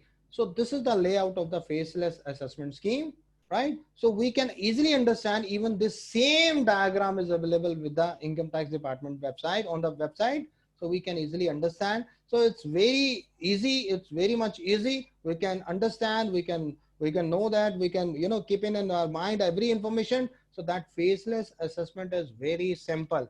If you will get the assignment related to this faceless assessment assignment, we can do that. You can do that. It's very easy. So this is last power of the assessing officer. We have already discussed like the service of the notice, like the recipient of the any information in the document whenever required, issue of acknowledgement of the response. Whenever the assessing officer receiving, the National E-Assessment Center receiving some information like from the SSC, then National E-Assessment Center has to issue acknowledgement, and assessing, verification, authentication of information after putting a DSC, receipt, storage, retrieval of the information in the document, and last, circumstances for the approving a personal hearing. Whenever this personal hearing required, the National E-Assessment Center, after getting a final like the approval from the CBDT board, then will allow to the assessing officer, allow to the SSC for the personal hearing, and with the help of this video conferencing. So this is all about from my side. So this is my contact number, email ID. You can contact to me if you have any question. You can ask, or you can mail to me, or you can give me a call. So that's all from my side. Raj Chawla sir. Thank you, CA Jagjit ji, for a wonderful deliberation on this faceless assessment scheme issued by the central government. Thank you, sir. So one more request to you, sir. Please share your this PPT so that we can share this Definitely. to all our Definitely, I will members share. attending this Definitely, I program. will share to you, sir. Definitely, sir. Even I can request the members, if they want to send direct request to our speaker, sir, for the PPT, then they can send. Otherwise, you can send me the request. I will request CA Jagjit Singh ji to please share this Definitely, PPT I will with share. all Definitely. of us. It's my pleasure, So, sir. It's my pleasure, sir. thank you, To be a sir. part Thank of you this very webinar. much. Thank you, Thank you. everyone. I'm waiting outside. If you have any question, definitely we'll take a question at the last. So now Yeah. it's a time to listen to Sachin, sir. So now I'm making host to the Sachin, sir. Okay, sir? Please, sir, please. Thank you, sir. Thank you. Sachin, sir, now it's over to you. Now you are host of this program. Sir, thank you.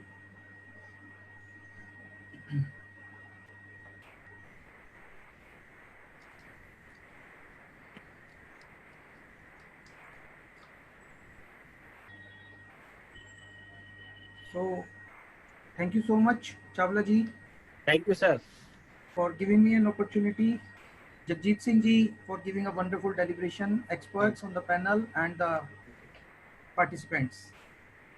Today, we are entering into new era of corruption-free income tax department. Modi ji का एक बहुत ही अच्छा concept है ये, honouring the honest. Then जैसे कि हम सबको पता ही है कि थोड़े बहुत चैलेंजेस तो शुरू में आते ही हैं. जब हम लोगों ने फर्स्ट टाइम ITR की ई फाइलिंग स्टार्ट की थी तभी से चैलेंज आए थे, बट आज हम कितना ईजीनेस फील करते हैं इन सब चीज़ों में. तो we will face the challenge and definitely the department will also face some challenges. We will discuss.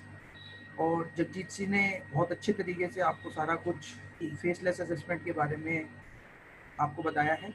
मैं अपने कुछ प्रैक्टिकल एक्सपीरियंसेस आपके साथ शेयर करूंगा और वो प्रैक्टिकल एक्सपीरियंसेस आपके फेसलेस असेसमेंट में बहुत काम आने वाले हैं. I think so. तो जहाँ तक मेरा ख्याल है कि that assessee and assessing officers both will work from curtain, behind the curtain. अब दोनों लोग एक पर्दे के पीछे छुपे होंगे और दोनों अपना अपना काम करेंगे. दोनों को एक दूसरे के बारे में पता नहीं होगा, ऐसा सरकार कहती है. बट जहाँ जगजीत ने भी बताया that AO will came to know about the system. और हो सकता है सरकार इस बारे में भी सोचे और कुछ नई स्कीम लेके आए. तो this confusion will be removed by the government. I hope so. So before starting the faceless assessment, कुछ मेरे सजेशंस हैं आप सब लोगों को. पहला सजेशन है that profile of the assessee.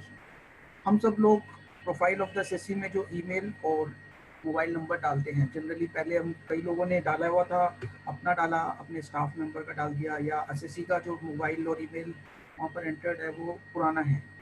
अब क्योंकि फेसलेस असेसमेंट होगी, आपकी जो नोटिस जाएंगे वो ईमेल और SMS के थ्रू आपको इन्फॉर्मेशन आएगी. तो असेसी को अगर उसका मोबाइल और ईमेल अपडेट नहीं होगा तो उसे पता नहीं चलेगा. तो we must educate and suggest our clients to change their email ID and mobile number first. This is the first information. Secondly, हम लोगों को अपने clients को suggest करना है और educate करना है कि that कोई भी notice की information उनके पास आए, they have to respond, they have to be in touch with us. क्योंकि जनरली देखा जाता है कि असेसी के पास कोई इन्फॉर्मेशन आई, कोई मेल आई, कोई SMS आया और उसने इग्नोर कर दिया. क्योंकि आप सब लोगों को जगजीत जी ने बताया भी है अभी कि 15 दिन का टाइम होगा आपके पास नोटिस का जवाब देने के लिए. अगर हम लोगों ने 15 दिन में जवाब नहीं दिया तो उसके को क्या कंसिक्वेंसेज होंगे वो भी हम आगे डिस्कशन करेंगे. तो अब असेसीज को हमें ये एजुकेट करना होगा, चाहे हम ईमेल के थ्रू, जनरल ईमेल के थ्रू करें या कैसे भी करें, कि आपके पास कोई भी SMS या ईमेल आए तो आप हमें तुरंत बताएं और जिससे कि हम उसका प्रॉम्प्ट रिप्लाई दे सकते हैं. क्योंकि अब वो दिन चले गए जब हम 16वें दिन जाते थे, असेसिंग ऑफिसर ने टाइम दिया 27 अगस्त, हम पहुंचे उसके पास 29 अगस्त को और कहते थे सर कोई बात नहीं 2 दिन लेट हो गए, और वो टाइम चला गया. हम लोगों को मशीन के साथ काम करना है, अब असेसिंग ऑफिसर्स के साथ काम नहीं करना हमें. तो machine will levy the penalty for non appearance. आप जितनी बार अपीयर नहीं होंगे, जितनी बार नोटिस का जवाब नहीं देंगे, 10,000 रुपये की पेनल्टी ऑटोमेटिकली आपके पास लग जाएगी.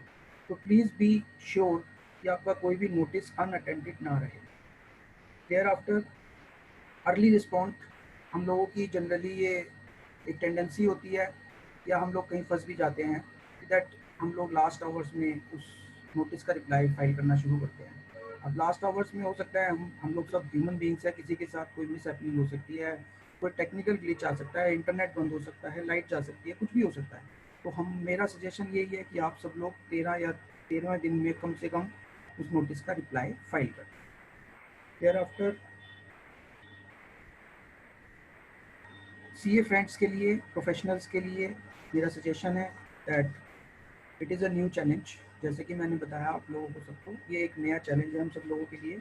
तो हम लोगों को अपने राइटिंग स्किल्स को बढ़ाना होगा। राइटिंग स्किल्स हम लोगों को इतने इम्प्रूव करने होंगे कि क्योंकि जो हम लिख रहे हैं वो वहाँ पर प्रिंट हो गया एक तरीके से, उसको कोई मिटा नहीं सकता।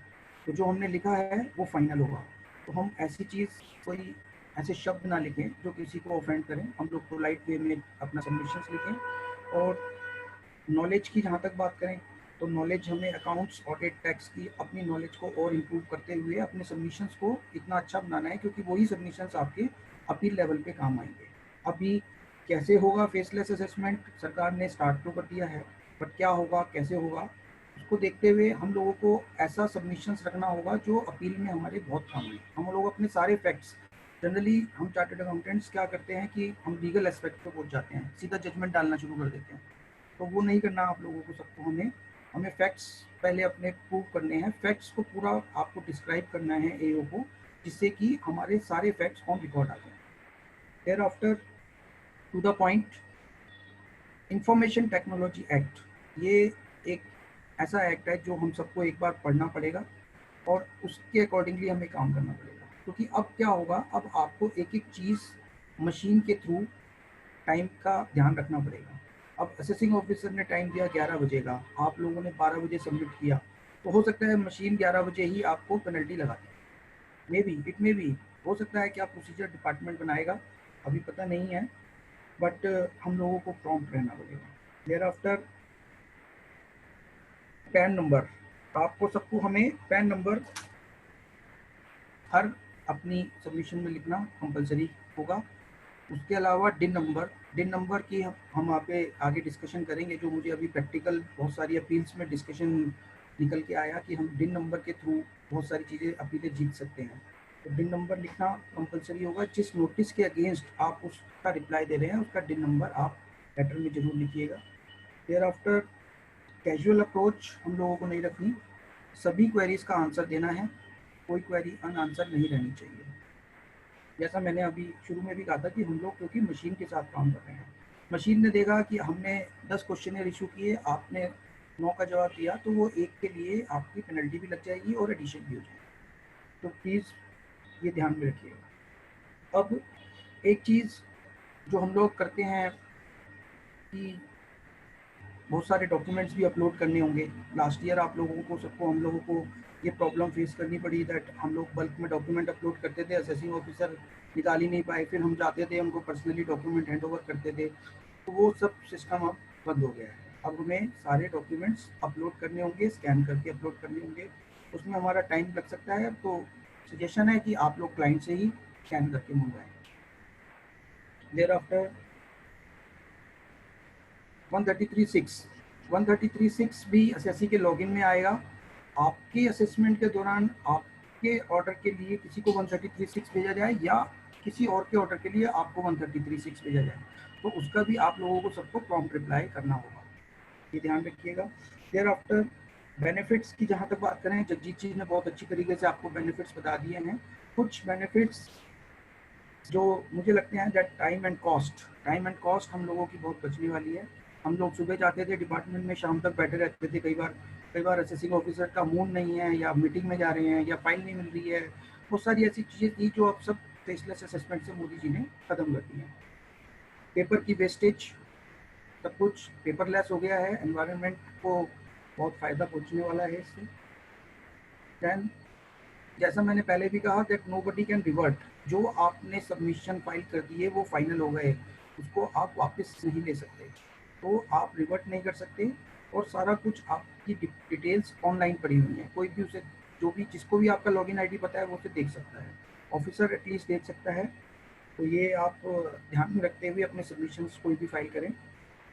बायसनेस असेसिंग ऑफिसर्स की कई बार हम देखते थे, मेरे साथ तो बहुत हुआ कई केसेस में कि हम लोग जनरली जो हम आपको सबको पता ही है कि हम लोग असेसमेंट में बहुत सारे जजमेंट्स भी देते हैं, तो assessing officer are generally not following the assessment the orders of the high court, supreme court etcetera. But now जो आप असेसमेंट स्कीम देखेंगे उसमें उन्होंने ये लिखा है कि that they have to follow, और ये चेक किया जाएगा that they have complied the judgments of the higher courts और एक्सेट्रा और नॉट।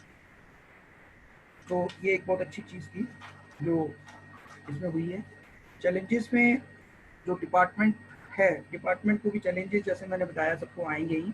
तो उसमें एक आपका सर्वर जो डिपार्टमेंट का होगा वो ह्यूज डाटा को कैसे कैटर करेगा, एसएससी की जो इंफॉर्मेशन है उसको कैसे कॉन्फिडेंशियल रखा जाएगा, thereafter training of the assessing officers, IT act, real time glitches जो लास्ट ईयर हम सबको महसूस हुए कि हम जवाब भेजते थे शाम को, ऑफिसर को मिलता था अगले दिन शाम को, तो उसमें 24 घंटे या 36 घंटे की ग्लिचेस आती थी।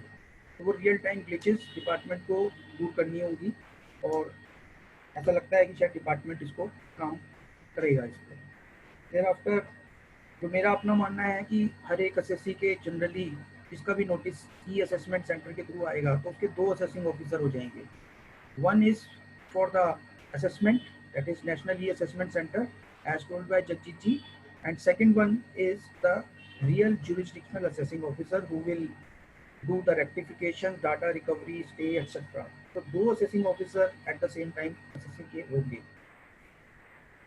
2022 की जो बात की गई है, आप सब लोगों को पता है इस बार बजट में 2022 तक उन्होंने कर दिया कि इस 2022 मार्च के बाद कोई भी डायरेक्शन इशू नहीं होगी। तो 2022 तक मुझे ऐसा लगता है कि सारे केसेस यहाँ कवर्ड हो जाएंगे, और डिपार्टमेंट की मंशा यही है कि दैट अभी जो 2 केसेस उन्होंने इंटरनेशनल टैक्सेशन और सर्च के छोड़े हैं वो भी धीरे धीरे फेसलेस असेसमेंट में ही आ जाएंगे। तो 2022 तक ये इन्होंने टाइम पीरियड रखा है, वो भी आ जाएगा इसके हिसाब से। देन डिन नंबर की बात करते हैं, जो मैं आपसे पहले कह रहा था। डिन नंबर में अगर हम देखें तो एक डिपार्टमेंट का सर्कुलर आया था, दैट सर्कुलर नंबर 19/2019, इसमें डिन नंबर की बात की गई थी, और हमारी फाइनेंस मिनिस्टर ने भी कई जगह ये बात बोली है दैट अगर आपके पास कोई नोटिस आए जिस पर डिन नंबर नहीं है तो उसे फाड़कर कूड़े की टोकरी में फेंक दें। अब बहुत सारी अपील्स मेरे पास इस बार आई थी जिसमें डिन नंबर से रिलेटेड कुछ ऑब्जर्वेशंस थी मेरी, मैं आपके साथ शेयर करता हूँ, और मुझे लगता है आप लोगों के बहुत काम आने वाली हैं ये। दैट फर्स्ट ऑफ ऑल, कोई भी डॉक्यूमेंट डिपार्टमेंट 1 अक्टूबर 2019 के बाद बिना डिन नंबर के नहीं भेज सकता, ये हम सबको पता है। तो जब भी कोई आपके पास नोटिस डॉक्यूमेंट कोई भी आए तो आप उस पर डिन नंबर जरूर चेक करिए, और डिन नंबर स्पेसिफिक होना चाहिए हर डॉक्यूमेंट का। ऐसा नहीं है कि एक ही डॉक्यूमेंट, एक ही डिन नंबर 4 डॉक्यूमेंट के लिए यूज हो जाए। अगर आप लोगों ने फेस किया हो कि असेसमेंट ईयर 12-13 के जो भी रीअसेसमेंट के केसेस हुए उसमें डिपार्टमेंट ने मैनुअल असेसमेंट ऑर्डर इशू किए, 156 इशू किए, और साथ में एक इंटीमेशन लेटर इशू किया जो ऑनलाइन किया, इस पर एक डिन नंबर लिखा हुआ था, और नीचे लिखा था दिस डिन number is for the purpose of assessment order, notice of demand and computation of income. तो जहाँ तक मेरे विचार में ये एक गलत प्रैक्टिस है, because as per law notice of demand and assessment order both are separate documents, both have to be issued with separate DIN number. अगर उसमें सेपरेट डिन नंबर नहीं है तो या तो असेसमेंट ऑर्डर गलत हो जाएगा या computation notice of demand invalid हो जाएगा।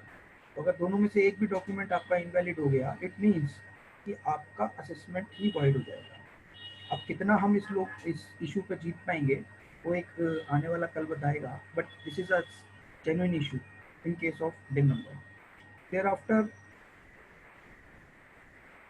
डिन कैन ऑल्सो बी वेरीफाइड। आप सब लोगों को पता है डिपार्टमेंट की साइट पे एक यूटिलिटी आ चुकी है that you can verify the डिन ऑल्सो, कि इस डिन नंबर पे कोई डॉक्यूमेंट इशू हुआ है या नहीं हुआ है, ये भी आप लोग चेक कर सकते हैं। और जहाँ तक सर्कुलर की बात है उसमें 5 सर्कमस्टांसेस दिए जहाँ पर डिपार्टमेंट मैनुअल ऑर्डर पास कर सकता है, एक्सेप्शनल केसेस होंगे वो 5, उसके अलावा कोई भी डॉक्यूमेंट आपको मैनुअल इशू डिपार्टमेंट नहीं कर सकता। तो इसमें आपने ये भी देखा होगा जनरली कि जो रीअसेसमेंट के केसेस हुए, क्योंकि ये फर्स्ट टाइम था, फर्स्ट ईयर था तो फर्स्ट ईयर में इन्होंने क्या किया कि मैनुअल ऑर्डर पास किए रीअसेसमेंट के और उसको साइट पर अपलोड नहीं करा। तो डिपार्टमेंट का सर्कुलर ये कहता है दैट अगर आपने कोई मैनुअल ऑर्डर पास किया है तो उस मैनुअल ऑर्डर में आपको रीजंस लिखने पड़ेंगे इन राइटिंग की। आपने पहले तो आपको रीजंस रिकॉर्ड करने हैं और उसके बाद उस पर सीसीआईटी या डीजीआईटी की अप्रूवल लेनी पड़ेगी that I am passing the order manually.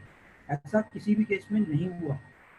There after और उस कम्युनिकेशन जो आपका मैनुअल ऑर्डर होगा उसमें इनको लिखना पड़ेगा ये पैराग्राफ, मैं ये ऑर्डर मैनुअली पास कर रहा हूँ विदाउट डिन नंबर।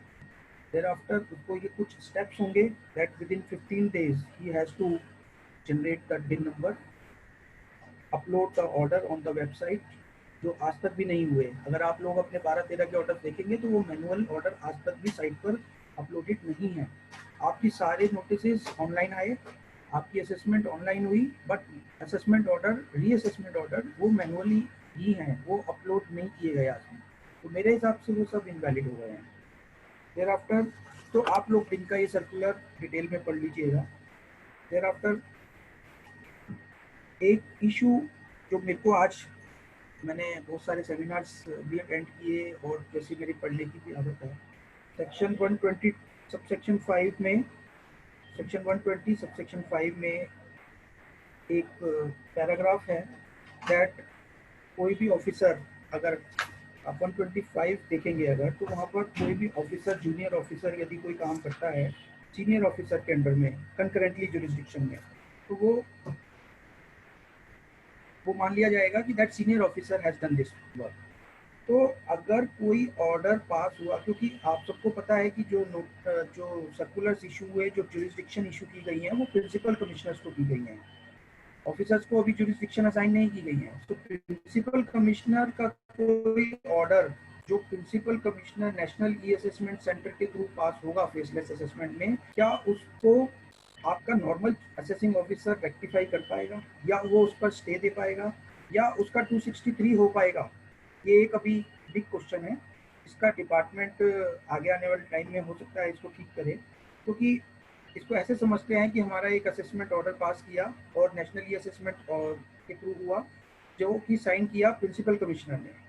अब प्रिंसिपल कमिश्नर ने पास करने के बाद वो रिकॉर्ड्स ट्रांसफर कर दिए मेरे जनरल एओ को। जनरल एओ कौन है? मेरा इनकम टैक्स ऑफिसर है। तो जनरल एओ क्या उस प्रिंसिपल कमिश्नर के एओ को रॉन्ग कर सकता है? क्या उसको कह सकता है कि कुछ गलत है उसमें? क्योंकि ये तो हायरार्की का सारा प्रॉब्लम हो जाएगा। तो ये एक इशू है जो मेरे को लगा। देयर आफ्टर ऐसे ही स्टे ऑफ डिमांड में भी ये प्रॉब्लम आने वाली है हमें आगे आने वाले टाइम में, क्योंकि ऑफिसर ये कहेगा, मेरा रेगुलर ऑफिसर होगा जो स्टे ऑफ डिमांड देगा। अब वो कहेगा कि सर मेरे प्रिंसिपल कमिश्नर ने ऑर्डर पास किया है, इसको मैं कैसे मानूं कि आप स्टे ऑफ डिमांड इस पर कैसे दूँ? ये तो मेरे हायर अथॉरिटी ने पास किया है। तो क्योंकि ये हायरार्की उन्होंने डिपार्टमेंट ने चेंज नहीं की है अभी सेक्शन में। देयर आफ्टर पर्सनल हियरिंग की जहाँ तक बात है, जगजीत जी ने आपको बहुत अच्छी तरह से बताया, और मेरे हिसाब से अभी नए एसओपी आ जाएंगे और वीडियो कॉन्फ्रेंसिंग की जैसे भी डिपार्टमेंट कहेगा वो शुरू होने वाला है। प्रिंसिपल इनकम टैक्स अथॉरिटी जो सेक्शन 143(2) में बात की जाती है, जो नोटिस आपको 143(2) का इशू कर सकती है। तो सेक्शन 143(2) में जो प्रेस्क्राइब्ड इनकम टैक्स अथॉरिटी है that is defined under rule 12E। Rule 12E क्या कहता है? That prescribed income tax authority will be the authority as prescribed by the code. अब प्रेस्क्राइब्ड इनकम टैक्स अथॉरिटी में क्या national e assessment centre covered होंगे या नहीं होंगे, वो एक बिग क्वेश्चन है। आने वाले टाइम में ये लीगली चैलेंज होगा या नहीं होगा, वी विल हैव टू सी। तो ये जो टेक्निकल ग्लिचेस हमारे को ई फेसलेस असेसमेंट में आने वाले हैं, टेक्निकल ग्लिचेस में पहला मैंने आपके साथ डिस्कशन किया दैट डिन नंबर। दूसरा आईटीबीए की प्रॉब्लम। आईटीबीए की जो प्रॉब्लम है कि हम लोग अपलोड नहीं कर पाते बहुत सारे डॉक्यूमेंट्स। कोई ऑफिसर कहता है मुझे पूरी बुक्स आप अपलोड करके दे दीजिए, अब मैं उसको स्कैन करूं उसके बाद उसको अपलोड करूं, वो होती नहीं है, उसके बाद वो जाता नहीं है डाटा। तो ये प्रॉब्लम है। देयर आफ्टर जो रियल टाइम की मैंने आपसे बात की, देन मैनुअल इंटरवेंशन की बात की, और एक चीज़ और हमने देखी, आप लोगों ने महसूस की होगी कि पिछले साल जितने भी असेसमेंट ऑर्डर्स पास हुए उसमें से बहुत सारे केसेस में अगर आप नीचे डिजिटल सिग्नेचर्स देखेंगे तो डिजिटल सिग्नेचर्स पे जो टाइम और डेट आती है उसका बहुत बड़ा एक इम्पोर्टेंट रोल है हमारी। अगर आप लोग ध्यान से देखेंगे तो क्या होगा, कुछ केसेस में नोटिस ऑफ डिमांड का जो टाइम होगा वो असेसमेंट ऑर्डर से पहले होगा। तो मेरे हिसाब से notice of demand assessment order से पहले कोई भी नहीं बना सकता, या कुछ केसेस में कंप्यूटेशन ऑफ इनकम पहले बनी हुई है, फिर असेसमेंट ऑर्डर बना है, फिर नोटिस ऑफ डिमांड बना है। तो ऐसा किसी भी केस में किसी भी तरीके से नहीं हो सकता। हम लोग इस इशू को अपील में लेकर के जा रहे हैं बहुत सारे केसेस में। और ये क्योंकि जैसा मैंने आपको कहा, ये इंफॉर्मेशन टेक्नोलॉजी एक्ट आप लोगों को ध्यान से देखना पड़ेगा, उसी से आपको निकल के आएगा। कुछ केसेस में ऐसा भी देखा मैंने कि जो नीचे सिग्नेचर्स होते हैं, डिजिटल सिग्नेचर्स, वहाँ पर लिखा होता है दैट अनवेरीफाइड सिग्नेचर्स। अगर लोग ध्यान से देखेंगे, कई लोग नॉर्मली केसेस में टिक लगा होता है और टिक लगाने के बाद नीचे लिखा होता है डिजिटल सिग्नेचर्स वेरीफाइड। कुछ केसेस में क्रॉस लगा हुआ है रेड कलर से, और वो क्रॉस पे लिखा हुआ है दैट डिजिटल सिग्नेचर्स अनवेरीफाइड। तो उसका इंफॉर्मेशन टेक्नोलॉजी एक्ट से क्या प्रोसीजर निकलेगा वो हमें आगे देखना पड़ेगा, कोर्ट में क्या चैलेंज होगा नहीं होगा, वो एक बड़ा इशू है। तो मेरी आप लोगों से यही एक रिक्वेस्ट भी है कि आप लोग सब इंफॉर्मेशन टेक्नोलॉजी एक्ट को भी ध्यान से पढ़ें। इंफॉर्मेशन टेक्नोलॉजी एक्ट से रिलेटेड ही हमारी फेसलेस असेसमेंट, ये दोनों आपस में कोरिलेट करते हुए चलेंगे।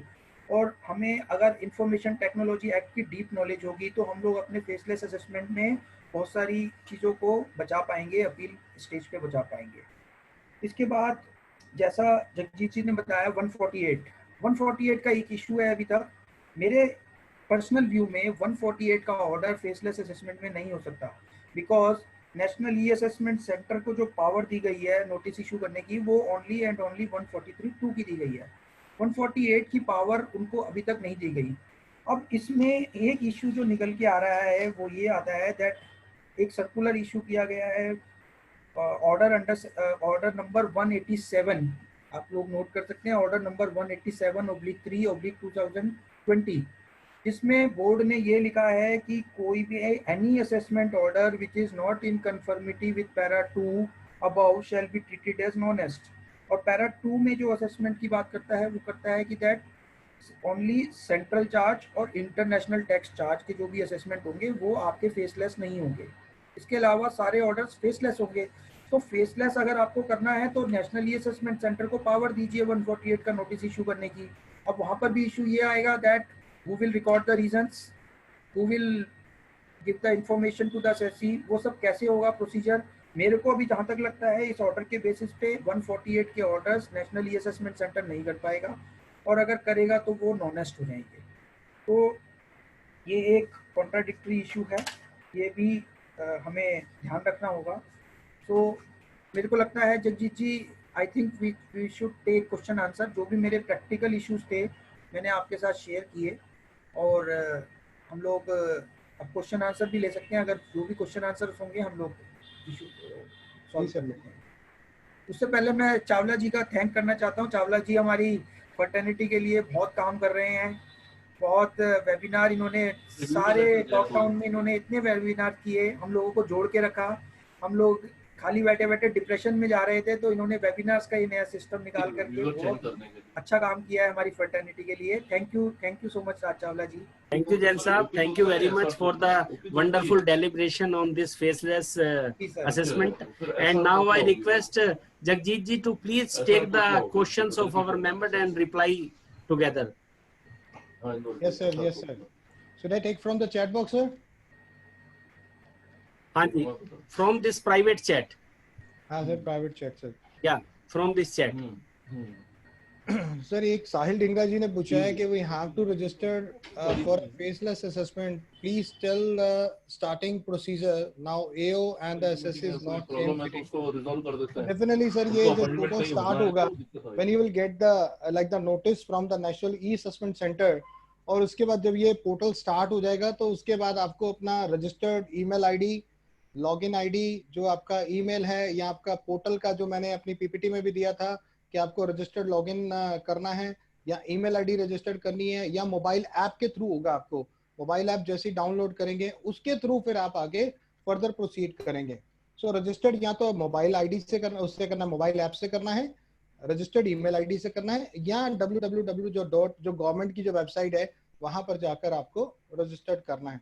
वहां से वहां प्रोसीजर मिलेगा, सब कुछ मिलेगा, बहुत इजी है, बहुत इजी है। आप उसको जैसे नॉर्मल हम अपना प्रोफाइल अपडेट करते हैं इनकम टैक्स की साइट पे, वैसे ही आपको इजी मिलेगा, कोई ऐसा इश्यू नहीं है।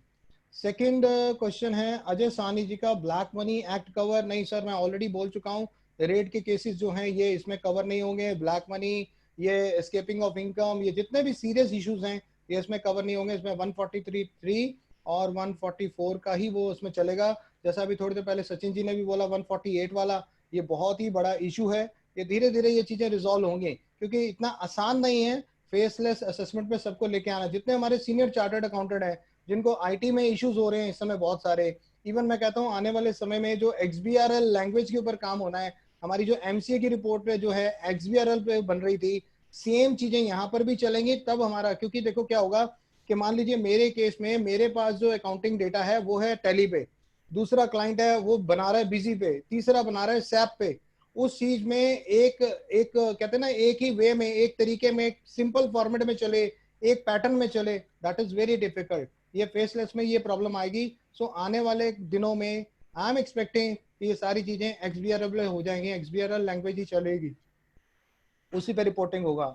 ठीक है सर, नेक्स्ट चलते हैं। वंदना जी ने पूछा है, it is important to update the mobile number email ID. Yes ma'am, ये आपको करना पड़ेगा, उसके बिना ही और नहीं हो पाएगा। मैंने आपको बोला कि जैसे आप अपना एक सेपरेट ईमेल आईडी बना लें, अगर आप एज ए AR के किसी के केस को रिप्रेजेंट करना चाहते हैं तो अपने आप को रजिस्टर्ड करें as a AR of that client. क्योंकि जैसे ही आप पोर्टल पे जाएंगे ना तो आप देखेंगे जब क्लाइंट के उस पर जाते हैं तो आप उसमें लिखा आता है add as a legal as a authorised representative, तो अपने आप को ऐड करें और अपनी ईमेल आईडी के थ्रू ही सारी प्रोसीडिंग चलाएं। अगर आप क्लाइंट के ईमेल आईडी से चलाओगे तो एक तो इशू ये रहेगा कि अगर उसमें कुछ टेक्निकल एरर आया तो आपको बार बार क्लाइंट के साथ बात करनी पड़ेगी। आप अपनी ईमेल आईडी से चलाएंगे तो क्या होगा कि जो भी नोटिस वगैरह किसी भी एसएससी के जिसको आप रिप्रेजेंट कर रहे हैं वो आपकी ईमेल पर रिफ्लेक्ट होंगे, तो आपके लिए बहुत ईजी रहेगा। तो उसके लिए सेपरेट ईमेल आईडी क्रिएट करें, तभी आप उसको टाइमली मैनेज कर पाएंगे। क्योंकि पुरानी जो हमारी प्रैक्टिस होती थी उसमें क्या होता था, हमारे पास एक प्लानर होता था, एक डायरी हम अपने साथ रखते थे जिसमें हम अपने हर एसएससी के, अपने क्लाइंट के जो उसके जो केसेस चल रहे थे तो उसको नोट करते थे, आज इसकी डेट है, आज इसकी डेट है, आज इसकी हियरिंग है। वो सब चीजें आपको अपना एक सेपरेट ईमेल आईडी बनाकर उस पर चलना पड़ेगा ताकि उसको sorry Jagjit, can you hear me? This is not a question, I was just sharing an information with other people. Ji ji ji ji ji Vandana ji, Yeah, this was not a question, so in any case, well, thanks for answering. Yeah, चलिए कोई बात नहीं, ये एक validation हो गई कि मैंने उसमें थोड़ा सा उसमें ऐड कर दिया। yeah, thank you very much. जी वेलकम वेलकम। अपना सेपरेट आईडी बना के चलेंगे तो आपके लिए हर असेसमेंट प्रोसीडिंग को मैनेज करना इजी हो जाएगा, ना कि आप अपनी रेगुलर ईमेल आईडी उसमें डालें, क्योंकि वो फिर क्या But होगा, there is a limitation on this. We cannot use it for more than 10 SSCs. वो चीज का ध्यान रखें, वहां पे लिमिटेशन भी है जी। 10 का limitation. आगे चलते। साहिल ढिंगरा जी कह रहे हैं, because there is a full team in each unit team, so definitely team work तो है ही है। Will this PPT will available? Yes sir, मिलेगी अजय जी, मिलेगी, डेफिनेटली मिलेगी, मैं चावला सर को भेज दूंगा। And what is AIR? सो ये तो सभी को पता है कि एनुअल इन्फॉर्मेशन जो रिटर्न जाती है उसी के बेसिस पर बहुत सारे केसेस सिलेक्ट होते हैं। कुछ मैंने इन्फॉर्मेशन दी अपनी रिटर्न में, वो किसी और से रिलेटेड है, वहां पर उसे क्रॉस चेक किया जाएगा। सो ये वो चीज है।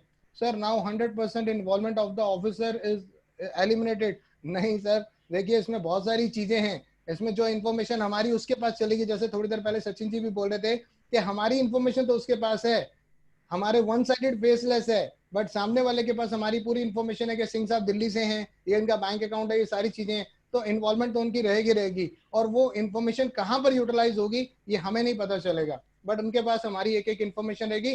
बट हमें नहीं पता होगा कि तमिलनाडु का ऑफिसर हमारी असेसमेंट कर रहा है या मुंबई का कर रहा है, दैट इज नॉट अवेलेबल।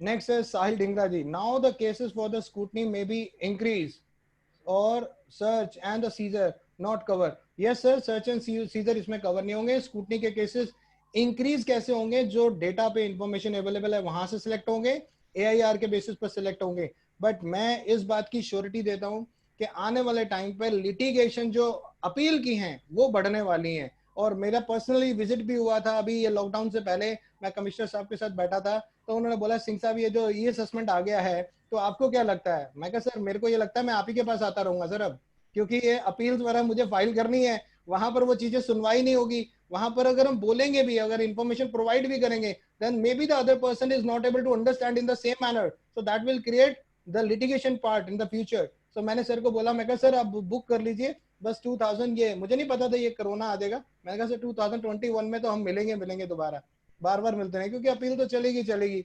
सो वो वहां पर देखना पड़ेगा कि वहां पर हमें अपॉर्चुनिटी मिलती है being hard for the personal appearance के लिए, या फिर हमें ये भी फेसलेस पे चलाएंगे। और फेसलेस पे चलाएंगे तो सर इसके आगे जो इम्पैक्ट आएंगे वो आएंगे ITAT या सुप्रीम कोर्ट, हाई कोर्ट के, वो बहुत ज्यादा लिटिगेशन बढ़ाएंगे। और वहां पर जो कॉस्ट कंप्लायंसेस की यहाँ रिड्यूस हो रही थी वो वहां पर ऐड हो जाएगी। मैं बोलता हूँ कॉस्ट बढ़ेगी और ज्यादा मल्टीप्लाई होगी, सीरियस इश्यू में। नेक्स्ट आगे आते हैं सर।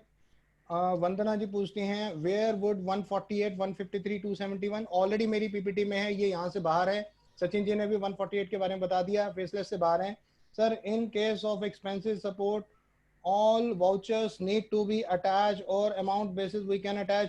So डिपेंड करता है जब सामने वाला नेशनल ई असेसमेंट सेंटर आपसे इंफॉर्मेशन मांगता है तो आपको अटैच करना पड़ेगा। जैसे अभी सचिन जी बता रहे थे कि इतनी बड़ी बुक है, मेरे अकाउंटिंग बुक है, कितना उसे स्कैन करेंगे, कितना उसे पोस्ट करेंगे, उसको पहली बात तो ये है कि उसकी एक लिमिटेशन है, उसकी जो जीबी फाइल की लिमिटेशन है। उसके बाद वहां पर आप पूरी कैसे अटैच करेंगे। तो यहाँ पर बहुत सारी प्रॉब्लम्स आने वाली हैं। जहां पर बहुत बड़े इश्यूज हैं वहां पर मुझे लगता है कि income tax department, national e assessment centre will give the opportunity to the being heard personally.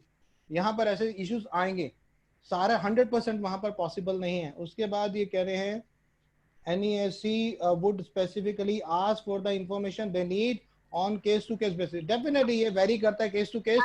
I am answering Vitash's question. जी You may go to the next point. In case of personal expenditure, what document we will submit to the support, ये depend करता है nature के ऊपर, nature of transaction के ऊपर।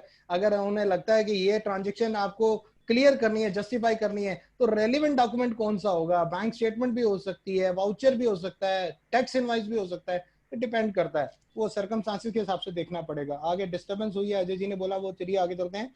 Power of attorney required, admin की तरफ से आया पावर अटॉर्नी, यस रिक्वायर्ड है। उसके बाद नेक्स्ट चलते हैं Sahil ji. How many internally all unit communicated, वो तो है ही है, वो तो सारे जितने भी उनका इंटरनल कम्युनिकेशन होगा नेशनल ई असेसमेंट सेंटर का रीजनल के साथ, और जो वर्टिकल यूनिट है उनका तो होगा ही होगा, बट हमारे साथ नहीं होगा उनका, हमारा सिर्फ नेशनल ई असेसमेंट सेंटर के साथ होगा। और पीपीटी आपको मिल जाएगी। Thanks for the very informative, thank you very much sir. Sound वो ठीक है। We have already started receiving notice from NESC। तो वंदना जी मैं तो आपको बोलूंगा ये अपॉर्चुनिटी भी हो सकती है, प्रॉब्लम भी हो सकती है, तो आपको देखना पड़ेगा नोटिस किस चीज का आया, किस तरीके से पूछा गया, क्या मांगा गया। पहले अपने आप को रजिस्टर करें, देन पावर अटॉर्नी जरूर लें SSC से, या फिर अपने आप को ऐड करें as a authorised representative and start the proceeding.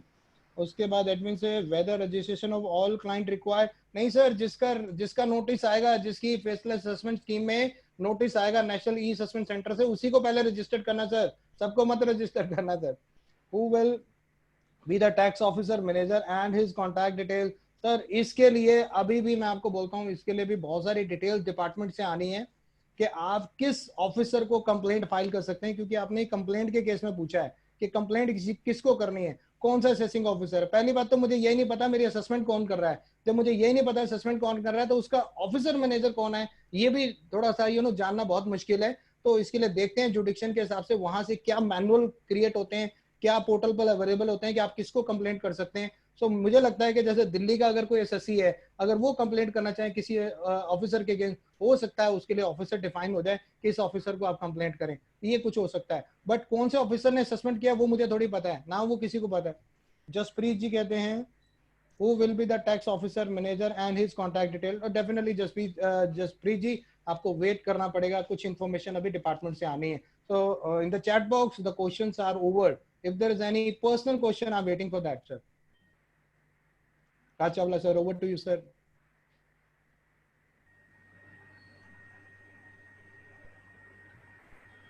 हाँ सर, हो गए, कंप्लीट हो गए sir? Yes sir, chat box वाले सारे हो गए sir, thank you sir.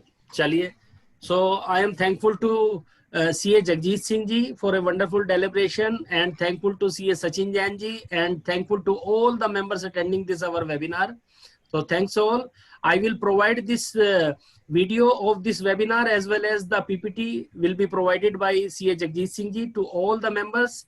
Either you can send the request on my email ID or CA Jagjit Singh ji. Thank you very much.